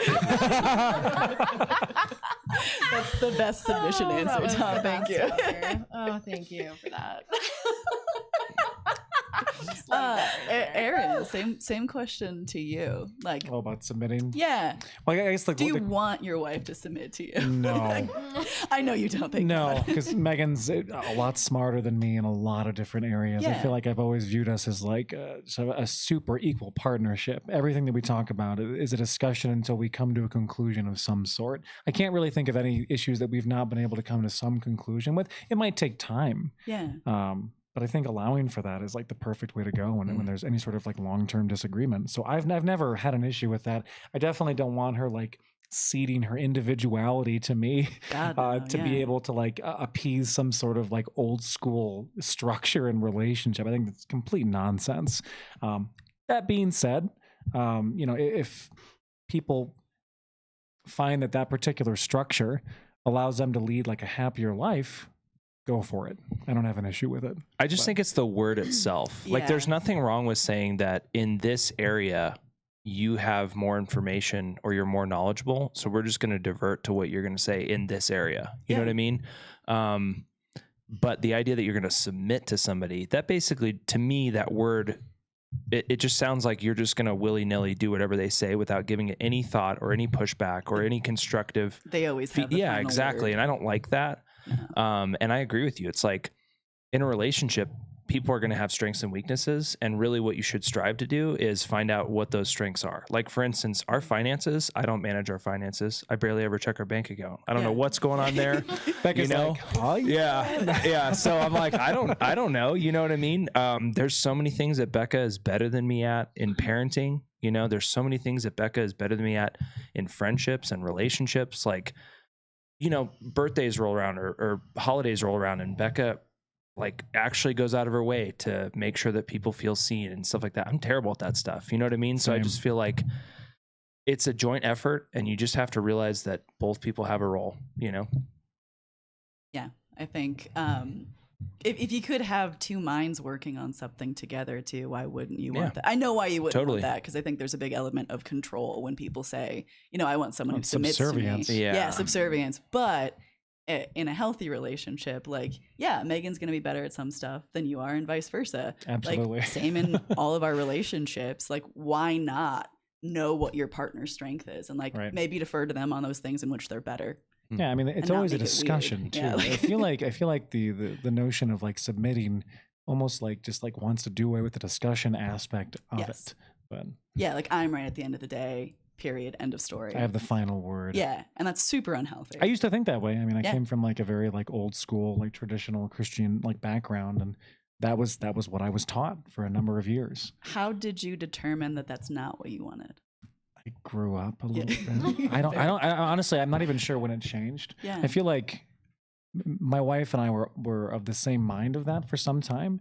But I think we both just kind of changed at the same time. I mean, I'm not sure I had it when I went into marriage. I don't think I ever, maybe like initially there was more of like if I'm providing like finance, no, it's kind of a different thing even. So I'm not even sure if I had that moving into marriage, at least the submission idea. Yeah. So just kind of over time. Yeah. You grew up and grew out of it. Well, and you can see examples of it going wrong too. You know, God, like I'm not going to share too much, but like Becca, I mean, I've seen like your parents very structured in the beginning, strong Christian, you know, relationship. And I think that was adopted, like the submission idea, but fast forward, you know, 20 years. And it's like, they've had to work through a lot of stuff and a lot of resentment because of that mentality, you know? Yeah. We have 2 more super chats, by the way. Yes, let's rock them. Yeah, absolutely. So Pat, again, thank you for another super chat. Said, shout out to the tech guy. Round of applause for Darren. Yes. Absolutely killing it. Way to go. He's taking a bow over there. It'd be hard to keep track of the conversation. Now he's dancing, though. It's kind of weird. No, just kidding. It'd be hard to keep track of the conversation and keep an eye on the chat and fix tech issues. Oh, by the way, the hashtag earlier was some buy mink, others buy ink. I'll buy ink every time. And then that one guy, thank you for your super chat, said, God bless firefighters and Joe's dogs. Everybody loves your dogs. Firefighters out of that. I would say mostly your dogs. Fair. I'll defer to you on that. Okay, so I've got a next question for our panel here today. It's a very broad question. Are women attracted to like bad guys? Bad boys? Bad boys, bad guys, whatever you want to call it. And if so, bad why? guys bad guys sounds like criminal. Bad boys. Bad boys. Okay, maybe bad boys. Should we say just obnoxious douchey guys? Is that what we're saying? You could just replace that with the word asshole and it'd be fine too. But what do you guys think? Anybody can jump in here. Gosh, I think that I saw that in my like younger self. Yeah, for sure. Because as a very young person, I think I was constantly pushed to nurture and feel empathy. And the people who needed that most were, you know, the bad boys. You know, I remember that I went to like this bizarro inner city middle school. So a very young girl, you know, just approaching adolescence and whatever. And I remember constantly, you know, getting to be friends with like these wounded boys. Like there was one that like lived in a group home. And then when I moved to another school and ended up dating this kid was from a troubled family and, you know, all this kind of thing. And I remember just this outpouring of empathy for them and this feeling like they need me, you know, because I was pushed to nurture and pushed to like constantly express that empathy. you know? And so I could kind of see that tendency and like why that happens. I don't have a lot of good examples in myself, but I just, you know, disposed of that pretty quickly and figured out that that's not what I wanted, you know, when I was starting to date as, you know, a little bit older person. Yeah. I've never thought about it that way. I mean, I think there's a lot, I've broken down sort of that argument in my head a lot of different times because people always say that, like, girls just want bad boys or whatever. But like the empathy and the nurturing and the caring, like, there's not a better place for it than when someone is super troubled or upset or they're not good. And like, I can help that. Like, I'm equipped to fix that. I'm equipped to do that. So you think, yeah, I've never thought about that element. That's really interesting. Yeah. I would totally agree with that. I think because I was also a rescuer. And so, you know, all the boyfriends. A rescuer of men. Yeah. I just always like wanted to be with people who like needed me and needed help and were dysfunctional. And he was the first healthy person that I was with. And but then also I think another aspect of it, when I think of a bad boy, I think of someone who exudes confidence. Yes. And I think that that's probably the attractive quality, is that usually these like bad boys are like overly confident and just like breathe that out into the world. And everybody knows confidence is attractive, and that's, you know, rides so a motorcycle. The leather jacket. I mean, what screams confidence more than butt scooting on the dance floor? Exactly. Facts, Yeah. I mean, honestly, though, absolutely. Singing karaoke takes a lot. Oh, I couldn't do it. Seriously, Totally. like If that was my first interaction with my wife, it would not have worked. I would have been over in the corner being like, that guy butt scooting is really weird. I wouldn't say though that like butt scooting and karaoke is the mark of a bad boy. It was a different kind of confidence. You know, I mean, it's a mark of confidence, but it's not a mark of a bad boy. Interesting answers though. Any thoughts on that, Joe? The only other thought I had about that, because I've been thinking about this a lot since we started talking about it, is the like maybe a small piece. I don't actually know if this is true or not. I'm just theorizing. Maybe a small piece of it too is like if you see someone who's willing to be maybe like a little like violent in situations or a little volatile or whatever. Maybe there's a piece that like you feel safer knowing maybe he would do that to protect you. A little bit of crazy. Yeah, like but that like hope you're hoping that would be like beneficial? a protective instinct. I don't know. I'm just I can see that. I'm still mulling That would on make it. sense. Yeah. Well, I feel like a lot of people in chat are talking about, I guess, like women's need to fix men. Yeah. But I mean, it's an interesting conversation.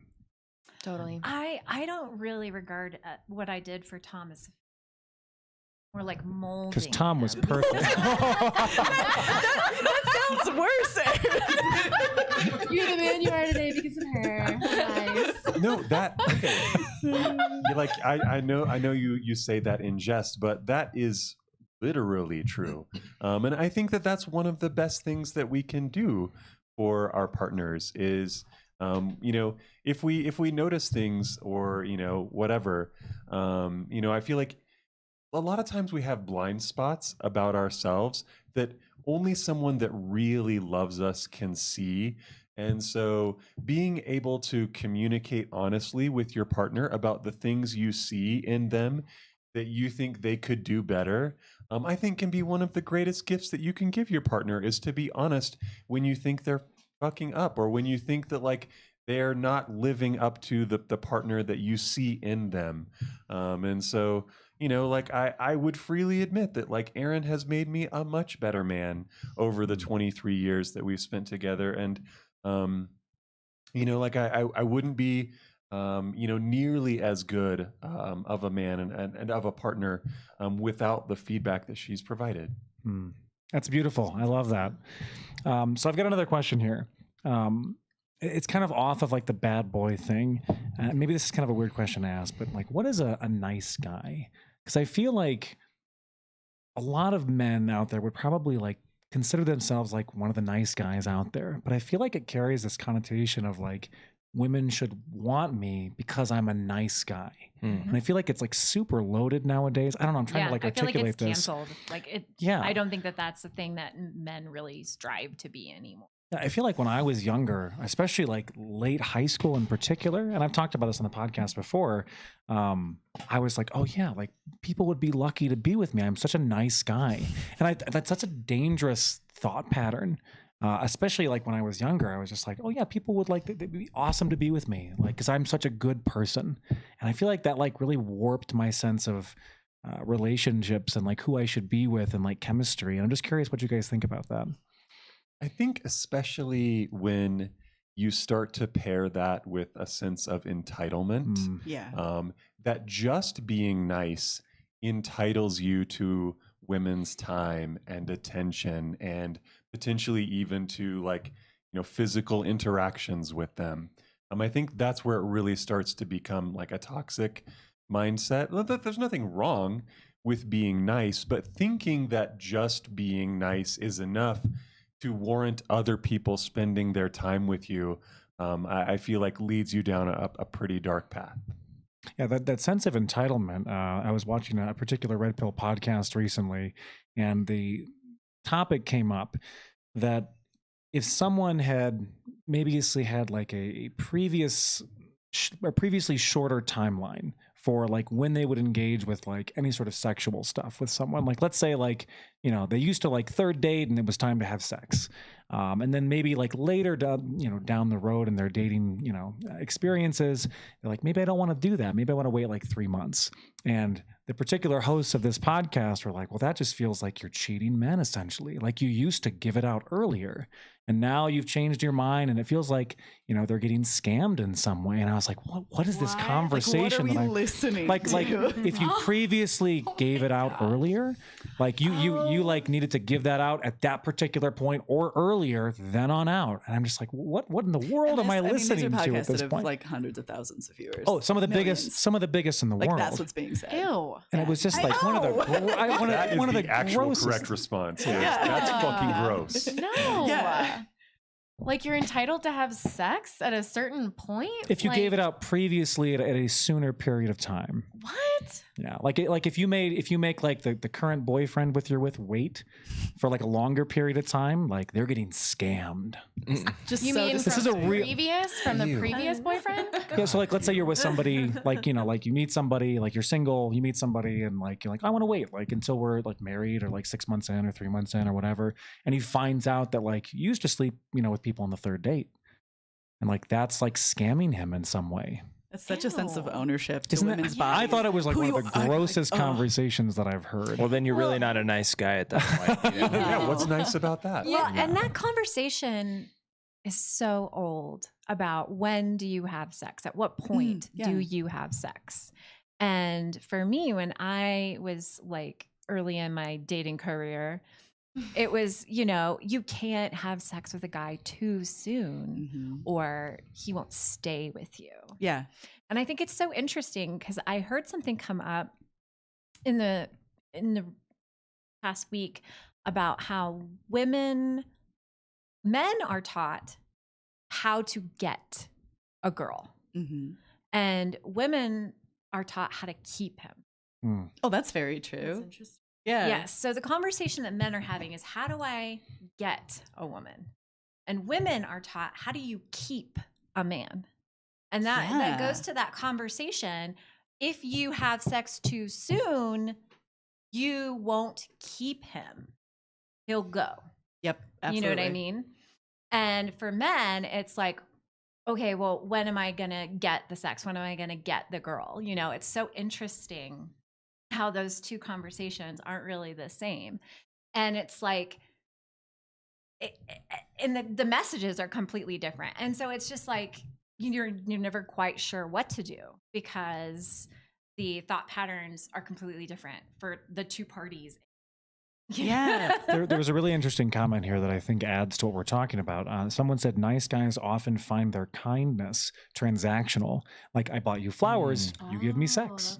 And, insert whatever you want there for flowers. But again, then you're not really a nice guy. Right. I did see a TikTok recently that was this girl was asking, where are all the great men at? Where are the ones that are going to be great husbands and great dads and all this stuff? And somebody stitched it and they were like, they're the ones who are like, watching anime and playing Pokemon. Oh, I know what trend all you're right. talking about. Doing D&D. Okay, so the stitch starts with the girl being like, where are all the men who don't cheat? That's right. At? Okay, yeah, that's right. And that's then right. it's stitched by the guy who's showing you his action. Yeah, that's right. I love that. That's awesome. So that is one of my favorites. I love that one. Yeah. Mostly because you like get all these guys who are like talking passionately about their hobby. Yeah. Oh yeah, and you it's see like all the amazing, different and you're stitches. like, okay, all right. But that's another like weird qualification, right? To like think that, well, because I wouldn't cheat on you, you should be with me, as though that in and of itself is a reason, right? And I think you have to have some, like, I loved how you were talking earlier about, you know, men should really think about what they have to offer and doing their best to become someone with more to offer a partner. And that I think that's the way that you can really you know, get someone to choose you, as opposed to thinking about how to trap someone even though you're not that great. Well, I think that trapping idea is really prevalent in the red pill community, for instance. Like, and we've talked about this idea of limiting the female experience as a way to like keep people in relationships, that the idea of continuing a relationship is success, which I don't agree with whatsoever. Yeah, no. I don't think that the continuing of a relationship means success in any form of the word. And like a lot of these guys will talk about like, and this is one of the questions we were going to get into tonight anyway, is, you know, if you're a married person, like, is it okay for like women to go to the bar with their friends? And like, I mean, like, I think, Wait, like your wife go with their friends to the bar? like if like I'll give an example. Like if Megan, you know, if Megan wanted to go out there and like go to the bar, go to a club with her friends, I don't care in the slightest. Like, go have fun with your friends. In fact, that just happened. Like a couple of like, like I think she went out to a bar with some of her female friends, and there's not one iota of me that is worried about her cheating with some random guy at the bar. It doesn't even like compute. And I feel like a lot of people will say that, you know, I shouldn't be okay with her being in a position where men are going to hit on her. And like, I think that they might do that under the guise of like, well, it's a safety concern, and like safety for sure. Like, I want to make sure she's safe and with people and with a good friend group. But I think really what that is like, I don't want them to find someone that's better suited for them in like a position where, and right, I mean, it's just something that people openly talk about in these communities. Like, I need to limit her experience with other people out there so that she doesn't find out that there's somebody better out there for me. Holy insecurity. Well, and I think that's really what it boils down to. Like, it doesn't matter if you don't have a certain hobby or you portray yourself a certain way. I think it all comes down to confidence and also self-worth, because my thing is with Becca, it's like, if she wants to go out and get drinks with her friends, have fun, have a good time, you know. To me, on the flip side, I also know like what I bring to the table, and you know, like the worth that I have for myself and the life that we've built for each other. And the thought that I've always had to myself is, if Becca were to go out and do something like that, I'm like, it would be a loss on her part, largely because of the stuff that we've built. You know what I mean? That's really what it is. It's like, if you build a good relationship, you have a strong marriage, you got your careers, maybe you have kids, like, you've worked really hard for those things. So I don't have any insecurity about her going out and hanging out with her friends, because I'm like, the life that we've built is good, you know? And as long as confidence, exactly. So it's like, no big deal. So Tom and I were actually just talking about ways we've tried to shift things in our marriage, because I think it really comes down to this idea of entitlement. Like, when you lock someone down, you're entitled to their time, all of their attention, that kind of thing. I think there's that attitude that that's ultimately what marriage gains you, is access to this person's life, guaranteed access. Guaranteed access to their time, their attention, their everything. Yeah. And you get to dictate who they talk to and that kind of thing. And I feel like that's such a mistake in relationships, that you think that you become entitled rather than shifting the conversation to choosing. Yeah. And you want to be the type of partner that your partner chooses all the time. Yeah. Not that you're entitled to this, but rather you have a choice here. Not that you're locked in now. Right. And so like, yes, of course I would let Tom go out with friends without me, because I would hope that he would choose me. Yeah. You know, not that I'm entitled to him or his time and attention. I want him to have choice within our marriage and to choose me as a partner. Yeah. And I didn't marry him to lock him down. I married him because we chose one another. And like, that's really what it should be, you know? Well, and on the flip side, I think it's a mistake to think too that as a spouse, you can fill all of the relational needs that your spouse needs, you know? So like for me, I just have this realization that like I can't be everything for Becca, you know, like there's friends in her life that are going to be able to provide something for her that I can't provide. So if you realize that, then it's like, okay, you know, there's got to be balance, you know? And the same is true on the flip side. I'm like, Becca knows that there's friends that I'm going to talk about things that maybe I don't talk to her about, or I confide in them about certain things, and it's understood. It's mutual. Yeah, this reminds me of the conversation that we had about the one and only. Oh yeah. This idea that's very prevalent, that if you have a romantic partner or a spouse, that they should be able to fulfill your every need and be everything. And I think that, you know, even though there's kind of this like romantic Hollywood idea there, in reality, I think that traps a lot of people in unhappiness because their partner was never meant to be everything to them, and that denying yourself, you know, friendships and other like, you know, like a fulfilling career, other ways that you can get your needs met, you know, thinking that your partner can do all of that, I think sets them up for failure, and it sets you up to feel dissatisfied with a relationship that may not actually have anything wrong with it. Mm-hmm. You mentioned career. So one of the questions that I had on my docket of questions tonight was something that came up in a lot of like different like other dating communities. It's kind of a weird one, but does a woman having a high-powered or successful career make her a more desirable partner for men? Yes. So I can retire early. I'm so happy. Like, Becca, it's awesome you're a nurse. Ready to pull the ripcord on this thing. Yeah. I mean, again, it all boils back to your own self-worth and self-confidence. As long as you have those two things, it's like, why would that intimidate me? I mean, honestly, like if Becca went full-time, she would make more than me. And that's totally okay. You know, if she wanted to do that, I'd be like, cool. I don't have to be the breadwinner. That doesn't define who I am. You know what I mean? Mm-hmm. Did you ever feel that pressure? Like, did you ever feel like you had to? No. Okay, cool. Yeah. Nope. Yeah. Nope. Any additional thoughts? Go ahead, babe. Aw.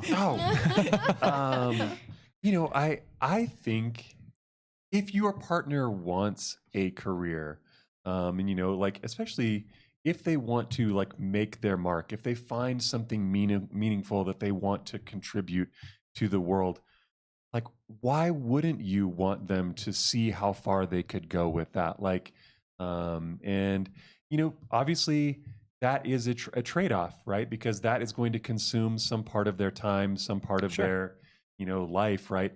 But I feel like the reward of that is getting to see your partner make that impact on the world. And I think that you know, like John said, like if Aaron made $1 million, I would happily take over more of the housework and leave my career behind. That would be freaking awesome. I would think, though, to answer your question, what we've experienced is that, women who have high-powered careers don't typically have successful relationships with men. They don't. It is a statistic thing that we know, or statistically we know that if a woman is the high earner, then there is going to be some insecurity in the relationship. That is what typically happens. Like if you were to hear a story about a woman with huge celebrity married to a regular guy, and then you heard that they divorced, what would your first assumption be?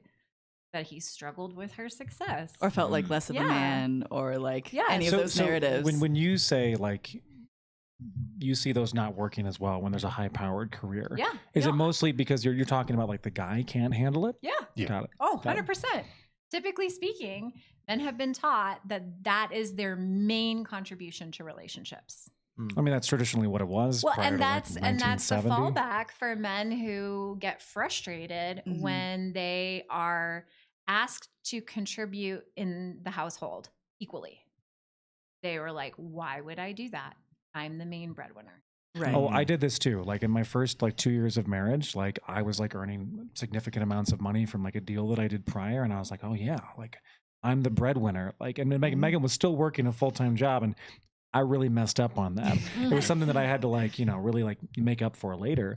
But I feel like in red pill communities in particular, this gets back to like limiting the female experience is if your wife doesn't have a career, especially early on, which is why I think it all kind of molds together of like pushing for like marrying like young women with low body counts or number of sexual partners.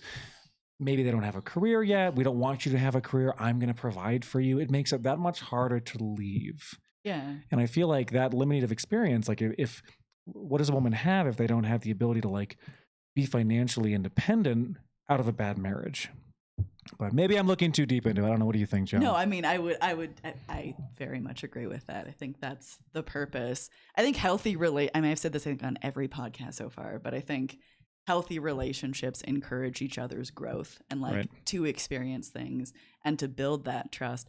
And interestingly, there's a conversation going on in the chat. Someone wrote, I love how everyone here pretends not to be jealous when their partner goes out with friends. And everyone's kind of going back and forth on that. But I mean, I think like, thank you for sharing your honest opinion. I think what you said reflects what a lot of people think.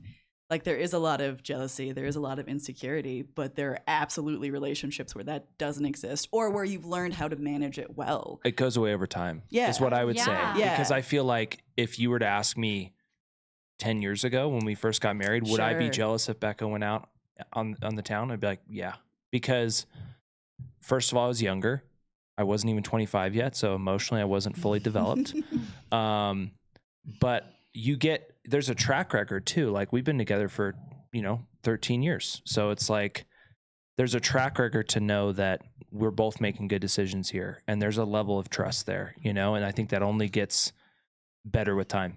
I think that's the most beautiful thing about marriage and being together for a long time is like when you can know that person fully and trust that person fully, it doesn't matter that there's like a naked woman over there. It doesn't matter that they're like, he went to Vegas with his friends without me, and I had not a care in the world because like it was well into our relationship and he never gave me a reason to even think twice. And he has even said, he was like, if I'm out and a woman approaches me, I won't even have a conversation with her because I don't want her to even think that there's even a chance that something could happen. And so like, the fact that like we've been together this long and like I know fully that I can trust him, like there could be a stripper on the street and I know that he's going to look away and he's going to like, so I think that's the hardest part. Well, I'll probably still look. That's fair. But like not for too long. Yeah, okay. And you're not going to say anything. Yeah, sure. I mean, so, and I guess what also you get more comfortable with too is like Becca just went to Curacao for her friend's wedding. I didn't go. And the wedding was mostly like young singles and Becca, I think were you the only married person? Yeah. And the guys at work were trying to frazzle me. Really? They're like, hey, I don't know if you heard, but Curacao is the most well-endowed country per capita, like trying to get in my head and like, 9 years ago, that probably would have worked, but now I'm just like, yeah, you're right. You're probably right. So we actually have a question from the chat here for you guys. Question to the couple on the end talking about you guys. Did you ask Becca's father for his blessing before the second proposal? Oh. And if so, was that a tough sell or awkward? I don't think. Thank you for your super chat. I don't think I did. I assume that you couldn't retract a blessing. I think it was just once you get it, it's locked in. No, I don't think I did, but what I will say is like, despite us calling off our initial engagement, I kept a really good relationship with her parents. Like, I think they fully understood once they heard the reasoning behind it. So it wasn't one of these things where he was like, well, now I'm pissed off at this guy and he can't marry my daughter. Like he agreed with the reason. Yeah. It was a great reason. He was good with it. So no, I didn't ask again, but blessings are forever. Hashtag.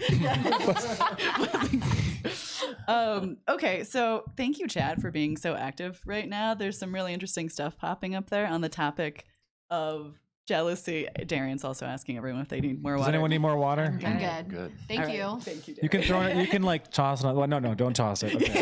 Is You there can Coke- hand is me there another Coke one Zero if you down want. here? Yeah. Am I allowed to say that? Oh yeah. Okay. It's okay. Yeah. Is there any Coke Zero down here? Cut the no. Take No, it Coke out. Zero. Yeah, we have a Coke Zero down here. Yeah. We'll get you hydrated. thank I'm Is there going to open anywhere mine that as Dr. far away Pepper from the mic as I strawberries? can. No, there is not. There's not. Right, a Oh, I quick, thought I had a quick Coke down hydration here. break, everybody. Oh yeah, you wanted a Coke, right? Yeah. Oh yeah, That's yeah. me.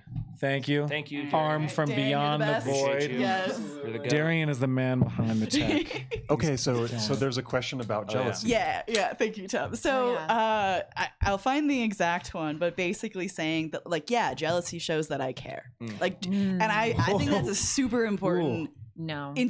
Because I mean, personally, I greatly disagree. I feel like jealousy has been conflated to be like, spider no, sense went like off. you just like what? My spider sense went off. You're I was like, oh, it's like jealousy is one of the acceptable things that we're kind of taught can exist in a relationship that I personally believe is incredible. Like, it's not a healthy thing to allow to continue. Yes. But also, what do you guys think about the topic of jealousy? I think it's important to acknowledge jealousy like any other emotion or feeling because that it's going to you come have. up. And behaving, I certainly don't want to project the notion that I never got jealous or get jealous. Yeah, I do, of course, get jealous. And Tom. but I don't Dr. Hot Tom. Dr. Hot Tom. Dr. Hot Tom. I just don't attempt to control my partner to avoid that feeling. And I think that when people enter a relationship, they think that it's okay to put demands on their partner. I don't want to feel that feeling, and you have to take steps to, change your behavior. Yeah. You're responsible for making sure I don't feel that feeling. And that's wrong. I think it's incorrect to say that you're never going to feel jealous or worried or insecure. But you can't let it guide or dictate how your relationship goes. I do think that it's hard because, sometimes things are really complicated. Like, thank God that our relationship, we've never really had to encounter, there's unfaithfulness. Mm-hmm. People cheat on each other. Right. And the concern for that is real.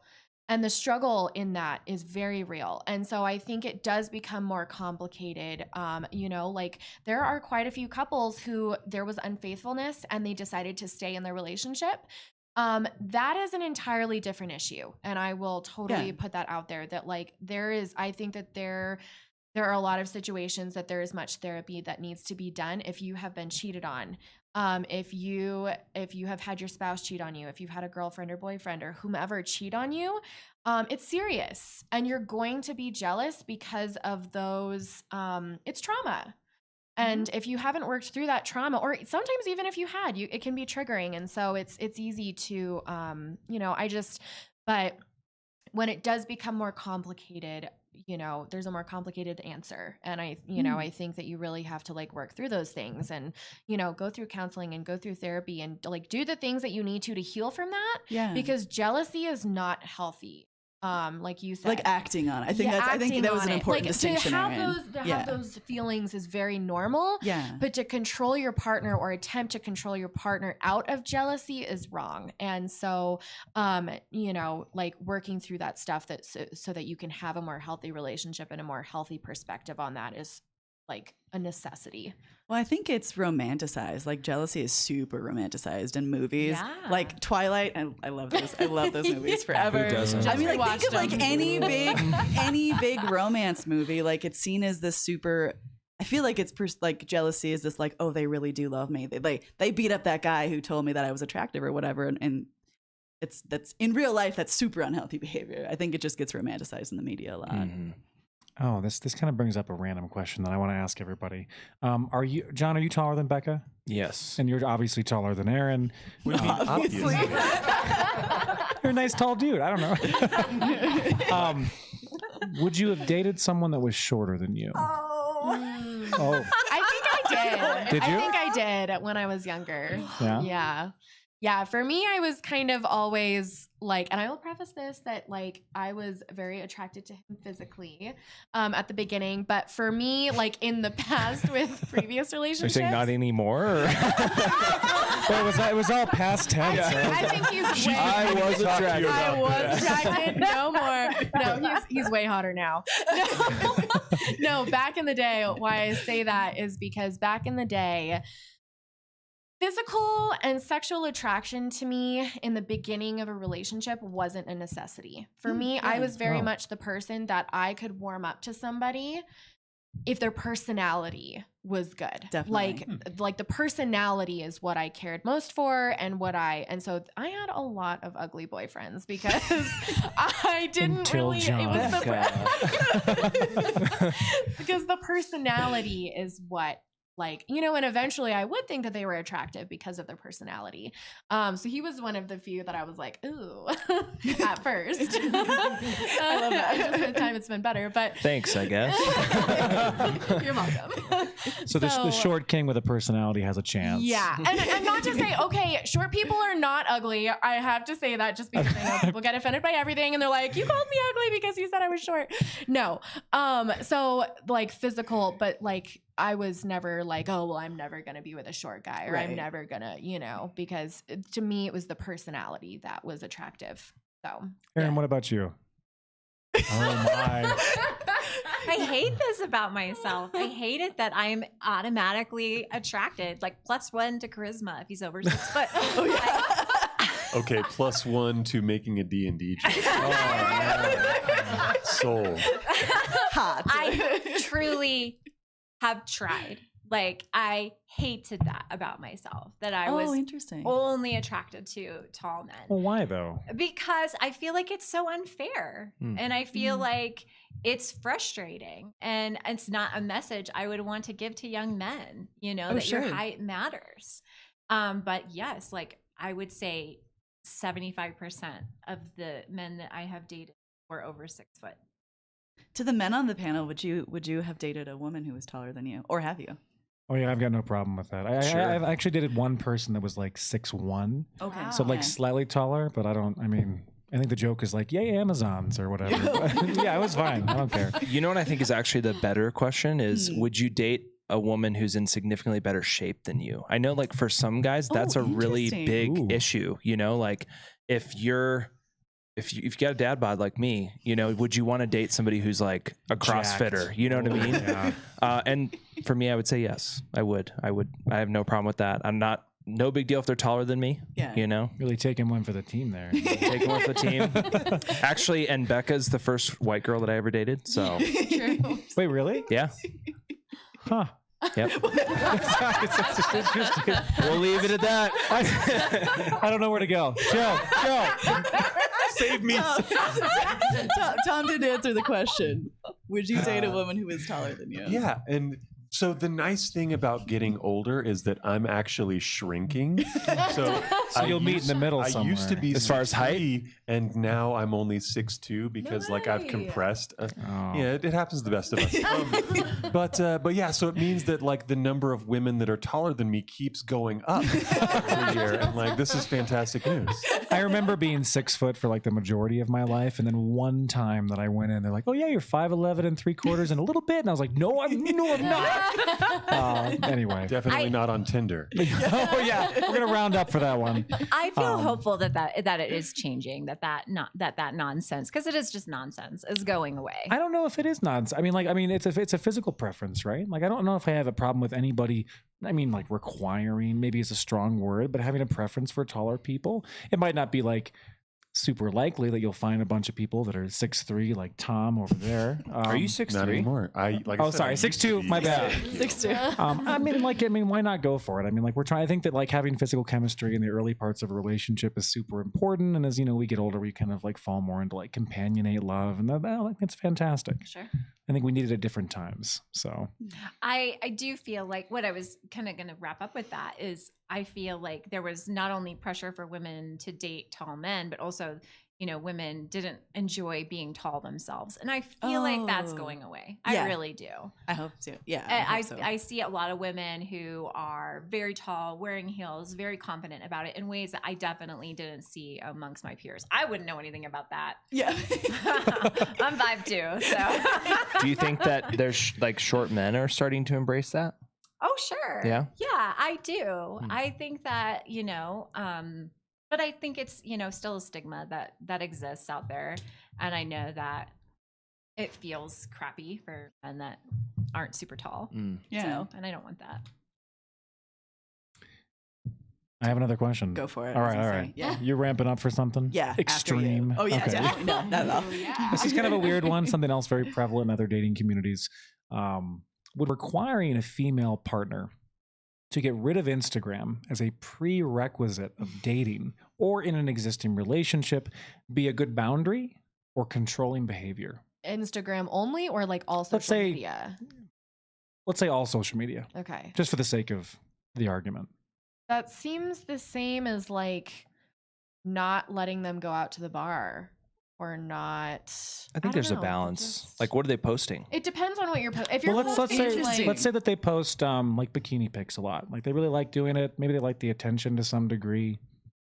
Maybe there's something about Instagram I don't understand. Like what? Well, I would say that like is Instagram like Tinder now? The argument, like the reason why I asked this question is like the argument is, what is it generally like? Men are marketers, or what is it again? Do you remember what that is? Yeah, women are advertisers. Women are like you'd be advertising yourself. Women are broadcasters and men are hunters. Something like I forget the exact terminology. Women use Instagram basically to broadcast, to attract. Yeah, that and like I would say that like the big argument is that Instagram is like the world's largest dating app in some ways. It's not officially like a Tinder. That's like not that. something I understood. Yeah, but I mean, like I would. Well, let me ask: do you guys have Instagram currently? Yeah, but I don't really use it. Do you ever get hit up by men? Oh, all the time. Oh, okay. Yeah. So like that's kind of what we're talking about. I have right? some pretty cute pics on there.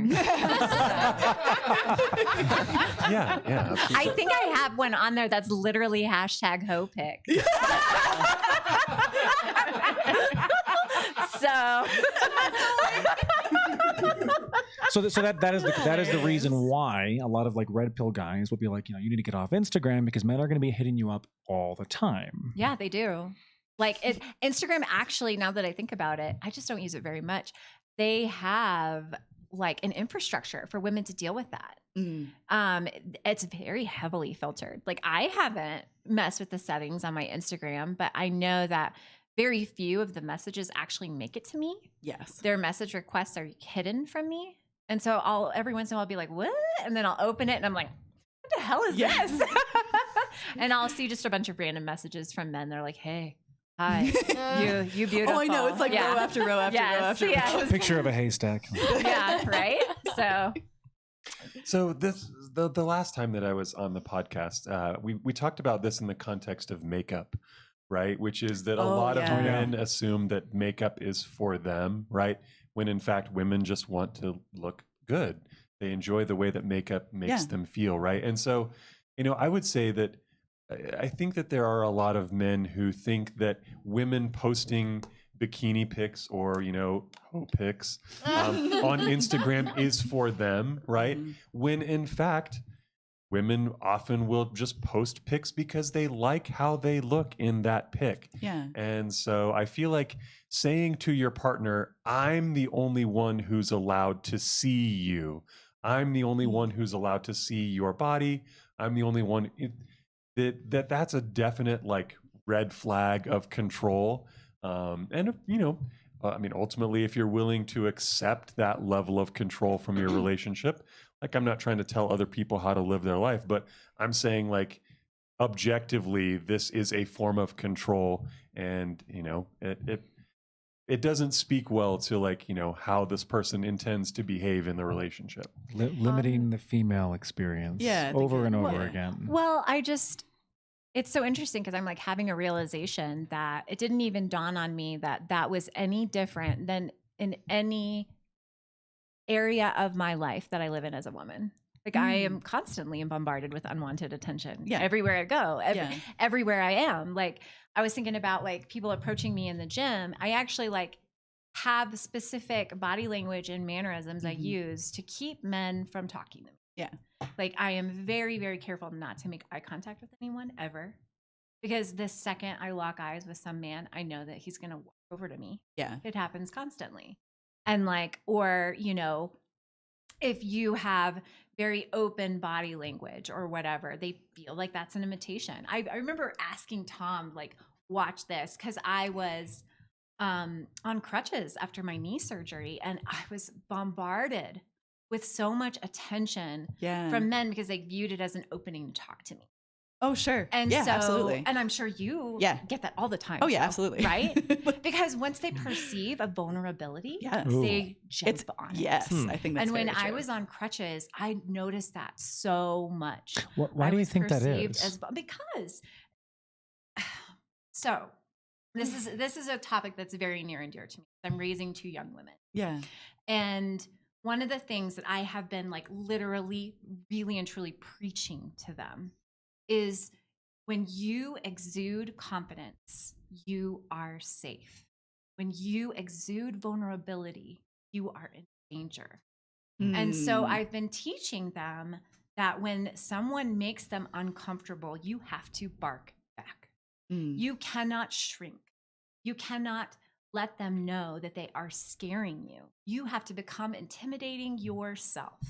And I can't even tell you the number of times that that has come in clutch for me, that I've been out and about, because I do go out. I go out drinking with my friends. We go to bars and clubs and do fun things. And I will get approached by men in public. And when they come up to me, they are immediately met with aggression from me. And then they freeze and run away.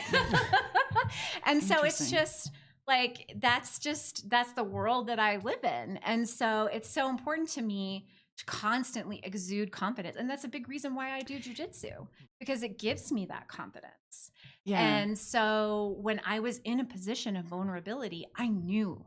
And it was like, I literally said, Tom, watch. Yeah. And I walked past a man and he was like, how'd you hurt your knee? And gosh. Like immediately. You actually did this? Yeah. Yeah. Yeah, he saw it. I think what you're saying, like, it resonates with me. I walk very differently in public if I'm like with someone or if I'm not with someone. Like, even if my leg is killing me, like if I'm at the grocery store, walk in a parking lot, like you will not see that until I get in my car and my like doors are locked, because I think I'm just instinctually aware of that. Like if I look vulnerable, that like you're perceived as vulnerable, and it is a concern. Like it's always an underlying kind of fear under the surface.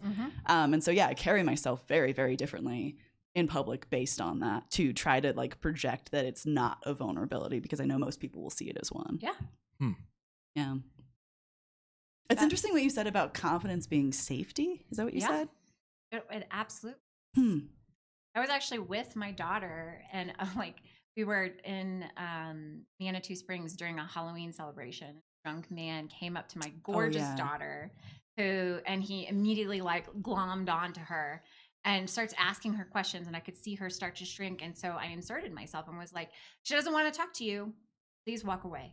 And he was like, joop, joop. And off he went. And so I just, I love that I'm like on a podcast saying that. That's literally, that is my soapbox. Because I watch like these interactions online, and I see these young women who are in these horrible situations who feel like they can't say no. And I know that doesn't mean they're 100%.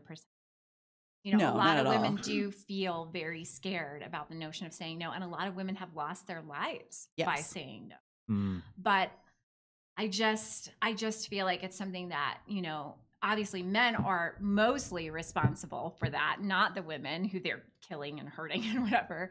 But that is the message that I give to my daughters, is just, you know, be confident all the time. You can't be vulnerable. It's unfortunate, but it's the truth. I feel like I'm gonna have to sit and think on that one for a second, because there's something there that I'm like, I don't think I entirely agree, but a lot of what you're saying. Well, because in a way, it's a form of victim blaming. Well, I think that's it. I'm like, like confidence is not safety. Like shit happens. Not. Like we know. Right, of course. But I feel like, you know, a lot of women feel like they're pushed into a situation, and again, they're not responsible for that. No, they feel pushed into a situation where they have to fawn and be nice and not say no. Oh yeah. And I just don't agree with that. I feel like women have to start taking the stance of projecting confidence, projecting that they can be intimidating themselves. Right. Like and giving it a better chance. It has worked for me, but also I know. Yeah. Which helps with the confidence thing a whole lot. It really does. Like, it really does. And it's unfortunate that I feel like I have to arm myself that way. Yeah. And no, I don't want to victim blame. I want that to be known that I don't think it's women's responsibility to feel like they're safe from men. You know, it's men's responsibility to make women 100%. Yeah. Okay. That makes sense. Huh. I'm going to keep thinking on that one. Yeah. It's a good one. Yeah. Also, we're coming up in just over 2 hours. Do you have any other? Wow. I know, right? I looked at the time. I was like, what? Oh, yeah. I've got more. Yeah? Go for it. Yeah. I mean, unless you're feeling tired. My being under the lights for hours makes my neurological stuff get a little funky. So I might talk slower, but I'm still good to go. That's cool. You let me know when you want to be done, and it's all good. Absolutely. So the next question I have is, how big of an issue do you think that promiscuity is in our current culture? And I say, sorry, big of an issue. I'm not trying to assign like negative or positive value to it. Are people being like extraordinarily promiscuous? Is it a problem if it's happening? That's kind of what I'm asking. I'm on the other side of this. People are not promiscuous enough. People need to be more promiscuous. I agree, 100%. I feel like as soon as we normalize that, we're in a better place. As soon as we realize that that is okay to express sexuality, we will all be better off. Yeah. Okay. So I think this is one of those things where once you can let go of the notion that sex is bad, that sex makes you dirty, that having sex with someone diminishes you somehow, which I think a lot of us got that from our upbringing, right? That you know, all of these it's negative a piece of messages, you, or like, and you come to the realization that you know, sex is just a part of life. It's a thing you ought to enjoy. And one of the things that I loved about teaching sex ed in a religious context was being able to tell these kids that, like, if there is in fact a creator out there, that being made you sexual. They made sex for you to enjoy. And I think that's what I really want for our culture, is to stop feeling like sex harms you, that sex is bad for you, and to recognize that sex is one of the absolute best parts of being human. And let's, like, I mean, I know we talked about slut shaming last time. Like, let's have more slut appreciation. Yes. Let's go. Yes. Slut appreciation week is like our first t-shirt we released. What is the saying? No one was on their deathbed and thought, I wish I'd had less sex. Like, no. I think the narrative that we hear so often is, you know, like if you're having sex with too many people, like higher value men are not going to want to be with you long term. They're looking for somebody with a low body count. I don't really know about that, but I agree fully with what Tom said.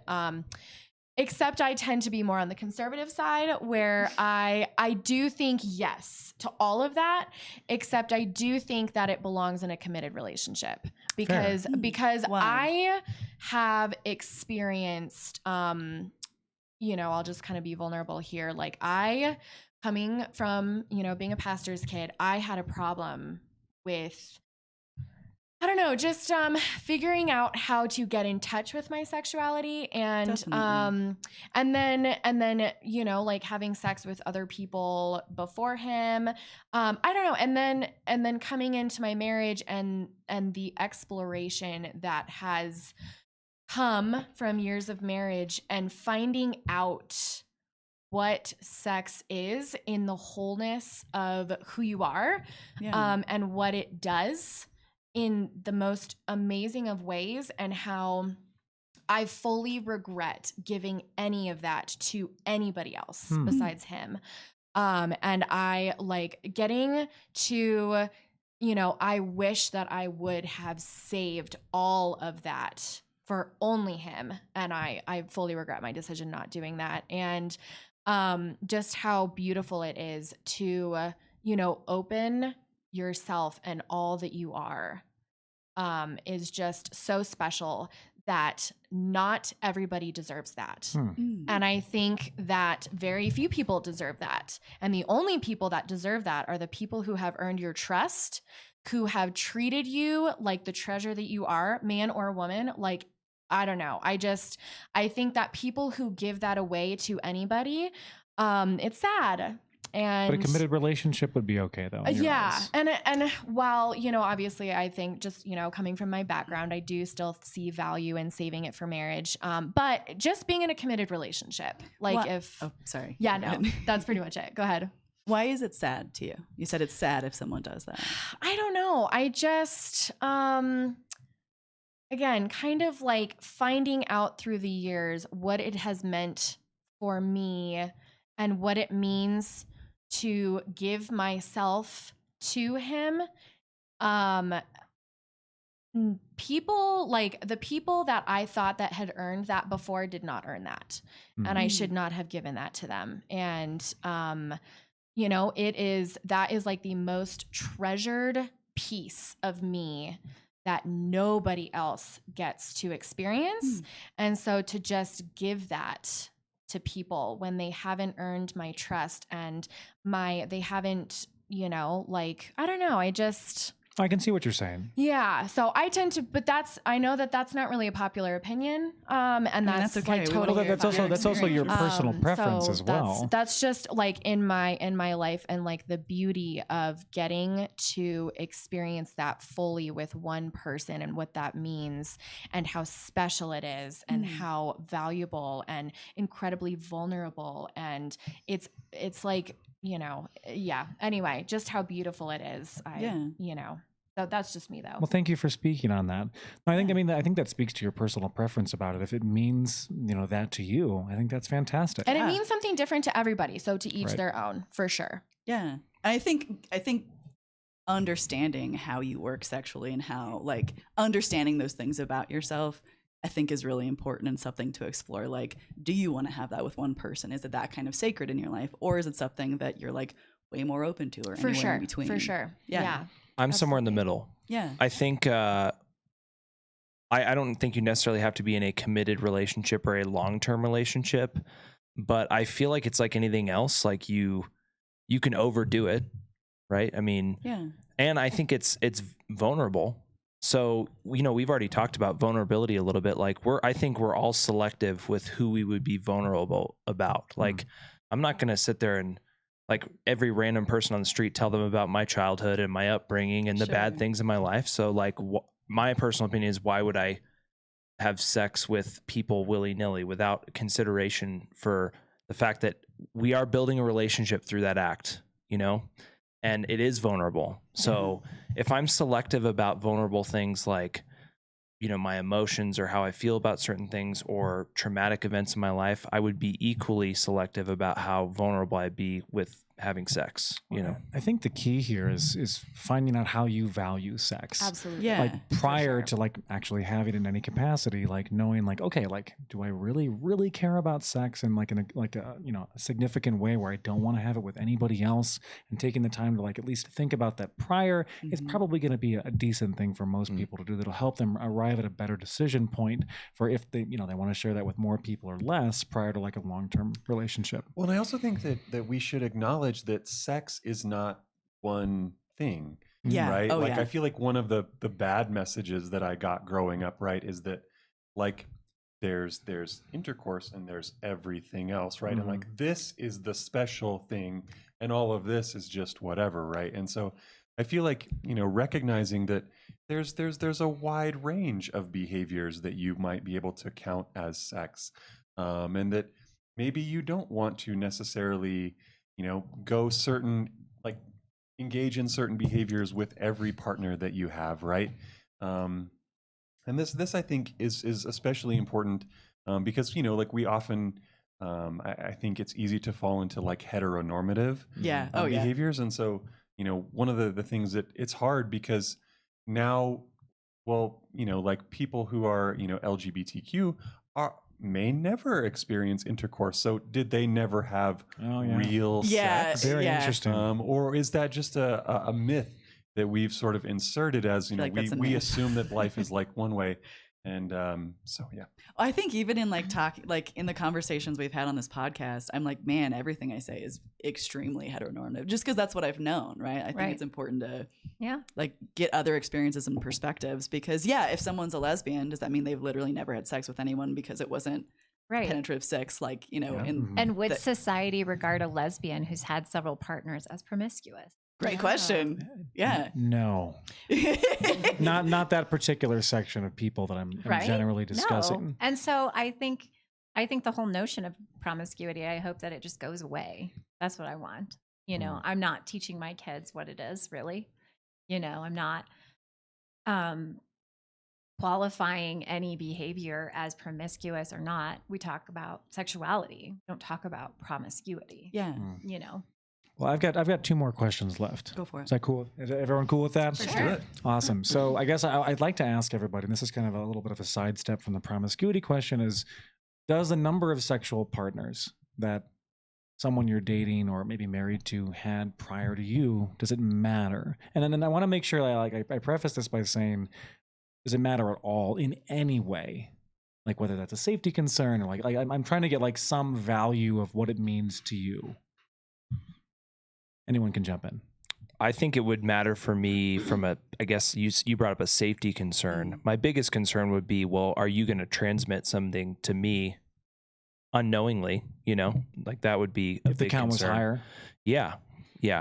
And then, for me, I've already kind of expressed what I believe the value of sex to be, where it's like this vulnerable thing, and I'm not going to share certain things with people, and I'm not going to share sex, openly either. I'd be selective about that. So really, I wouldn't be judging them, but I'd be more thinking to myself, well, we clearly don't align in this way. If I view it this way and I've only had, let's say, 4 partners, and I really place a high value on it, and you've had 40 or 50 partners, maybe we don't view it the same way. Is that a sticking point? You hold yourself to the same standard that you're asking of your female partner? Let's say you're not married for a moment, you're dating. So it's not just going one way. No, for sure. You wouldn't have a sexual partner count of 30 and expect someone as a preference to have less than 3. No, I think I would want somebody who has an aligned idea of what sex is. We value it equally, and I wouldn't expect them to be very different from me. Becca, what do you think? I totally agree with that. And I think, obviously it's pretty obvious where, that I tend to be more conservative on a lot of these things. And so for me, a lower number was always better just because of that very thing. But if it doesn't mean as much to you, then I don't, on the flip side, I'm not judging somebody where they're like, well, I don't have that same value. Right. I'm cool. It's more aligning values. Yeah, exactly. It's not maybe good or bad. Maybe it's not my thing, and that's okay. But if it is your thing, that's cool. We just don't align on that topic, and we're probably not going to work. Yeah. Aaron, what do you think? I'm thinking if I were to completely re-enter the dating community and be looking for a new partner, I would not select a man who had a low body count. No. A low body count. I would prefer a high one. I wouldn't want to teach him everything. I hope you know what you're doing. My expectations are high. That's amazing. That's going to be a viral clip later. I'm calling it right now. If I end up on Tinder and some 26-year-old hits me up, I'm like, no. Unless he's a well-experienced one. No. No, I'm sorry. No. Tom, what about you, man? Yeah. I feel like because there are so many different ways to express yourself sexually, you're going to be different with every partner that you have. And so, different people may bring different aspects out of your sexuality, right? Like we're talking before, right? Maybe you have one partner that you're submissive with, right? And another partner where you're the dom or whatever, right? And so finding somebody who really knows what they like and what they're about, I think is really important. And so, Yeah, and I actually feel like my answer is more similar than you might think to what Jonna and Becca are saying, because I'm also looking for someone who shares my values, right? Yeah. Like I want someone who's open to new experience. I want someone who's adventurous. And so if that's what you're looking for, I feel like you want to find the person who has had that kind of life. And I think we're all saying the same thing. Yeah. You know, it's like we're all just basically saying we want somebody who aligns with our views on sex, like what the value of sex is and the experiences that each person has had. And we may have totally differing views, but the core principle of that is the same. For sure. I've got one last question, unless you have something you want to ask, Joe. Go for it. This is a funny one, as half of mine are, I guess. So as women or men age, do they lose value in the dating marketplace? Value? Yeah. So like the I guess like the idea that's put out there by like some of these other dating communities is like the older you get, especially like generally talking to women, like you're losing value in the dating marketplace. And I think this is generally speaking to they want women to like marry or be with someone younger. And I could go into that for a long time, but I think that like it's an important conversation to talk about. Like, what does age mean in the dating marketplace? Are you losing value as a person? Are you like, what does it mean? Personally, I would say no, but from my experience in talking to people who are in the dating scene, I have heard that. So like my buddy that I referenced earlier, he has a hard limit on like, this is how old I'm willing to go. And his hard limit's like 32 or 33. How old is he? 26. Oh, okay. Yeah. But you know, to me, I'm like, well, if they're 40, I don't care. If they're 45, I wouldn't care. You know what I mean? So sure. I don't know. Like that wouldn't really bother me as much. But I have heard that is a thing. I think it's hard because it sort of depends on who you ask and where they're at in life, because someone like you had mentioned, if you went back on the dating scene, like someone who re-enters the dating scene after they've already been married for a long time, there's probably a whole community of people out there who are in that same boat. So like, you know, the value that you, I guess, put out into the dating community, you're valuable because there's other people who are probably looking for that because they're also in the same situation. And I don't know, to me, age says wisdom and experience. Probably a lot of baggage too, but like, you know, wisdom and experience. And the more life you've lived, the more you know, and the more wisdom you have to share. And so. But on the whole, you're probably going to date people that are close to your age. Sure. I think that's just a given, right? So I don't know that it's necessarily like a value thing. I just think if you were to get back in the dating scene at, let's say, 40 or 45, like you can probably expect that you're not going to be attracting people in your 20s. You're going to attract people that are in the same stage of life as you. I suspect I would. If I were to date a man, I'm bisexual. Like I've dated women in the past, and so I often joke with Tom that if you die, there's not going to be another man in my life. That's not happening. Nope. I won't even look. I'm going to go straight to finding another woman. And so, like, if it were to be a man, I would argue I'd probably be more likely to date someone who was older, 5 years or more. Tom's older than me. I just tend to do better, I think, with older men. And I think we all know that men typically look for young women and younger women. And I think that's it usually when that value association is almost always applied to women in a negative way. And men in a lot of ways too, because I think women tend to seek out older men because they're more financially secure. Sure. They're more experienced. They've been molded by another woman potentially.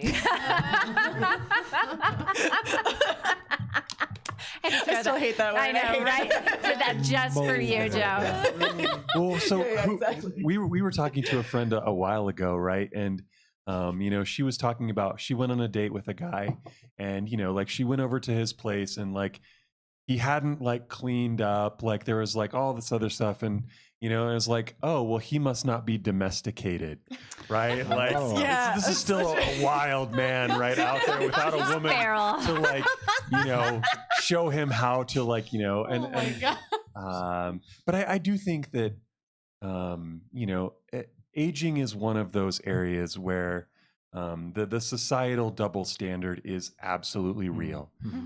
You know, you will hear words and phrases used about men who are aging, right? Like silver fox, yes, fine wine, like that you just would never hear used to describe women, and I think it's just such an unfortunate aspect of our society that, you know, we fail to appreciate the amazingness of older women in so many different ways, and you know, that I think is you know, one of the things that, as someone who's you know, I mean, I am married to someone who's a little younger than me, right? But you know, if anyone in our relationship has aged like fine wine, it sure as fuck is me. I feel like the chat would disagree with you there.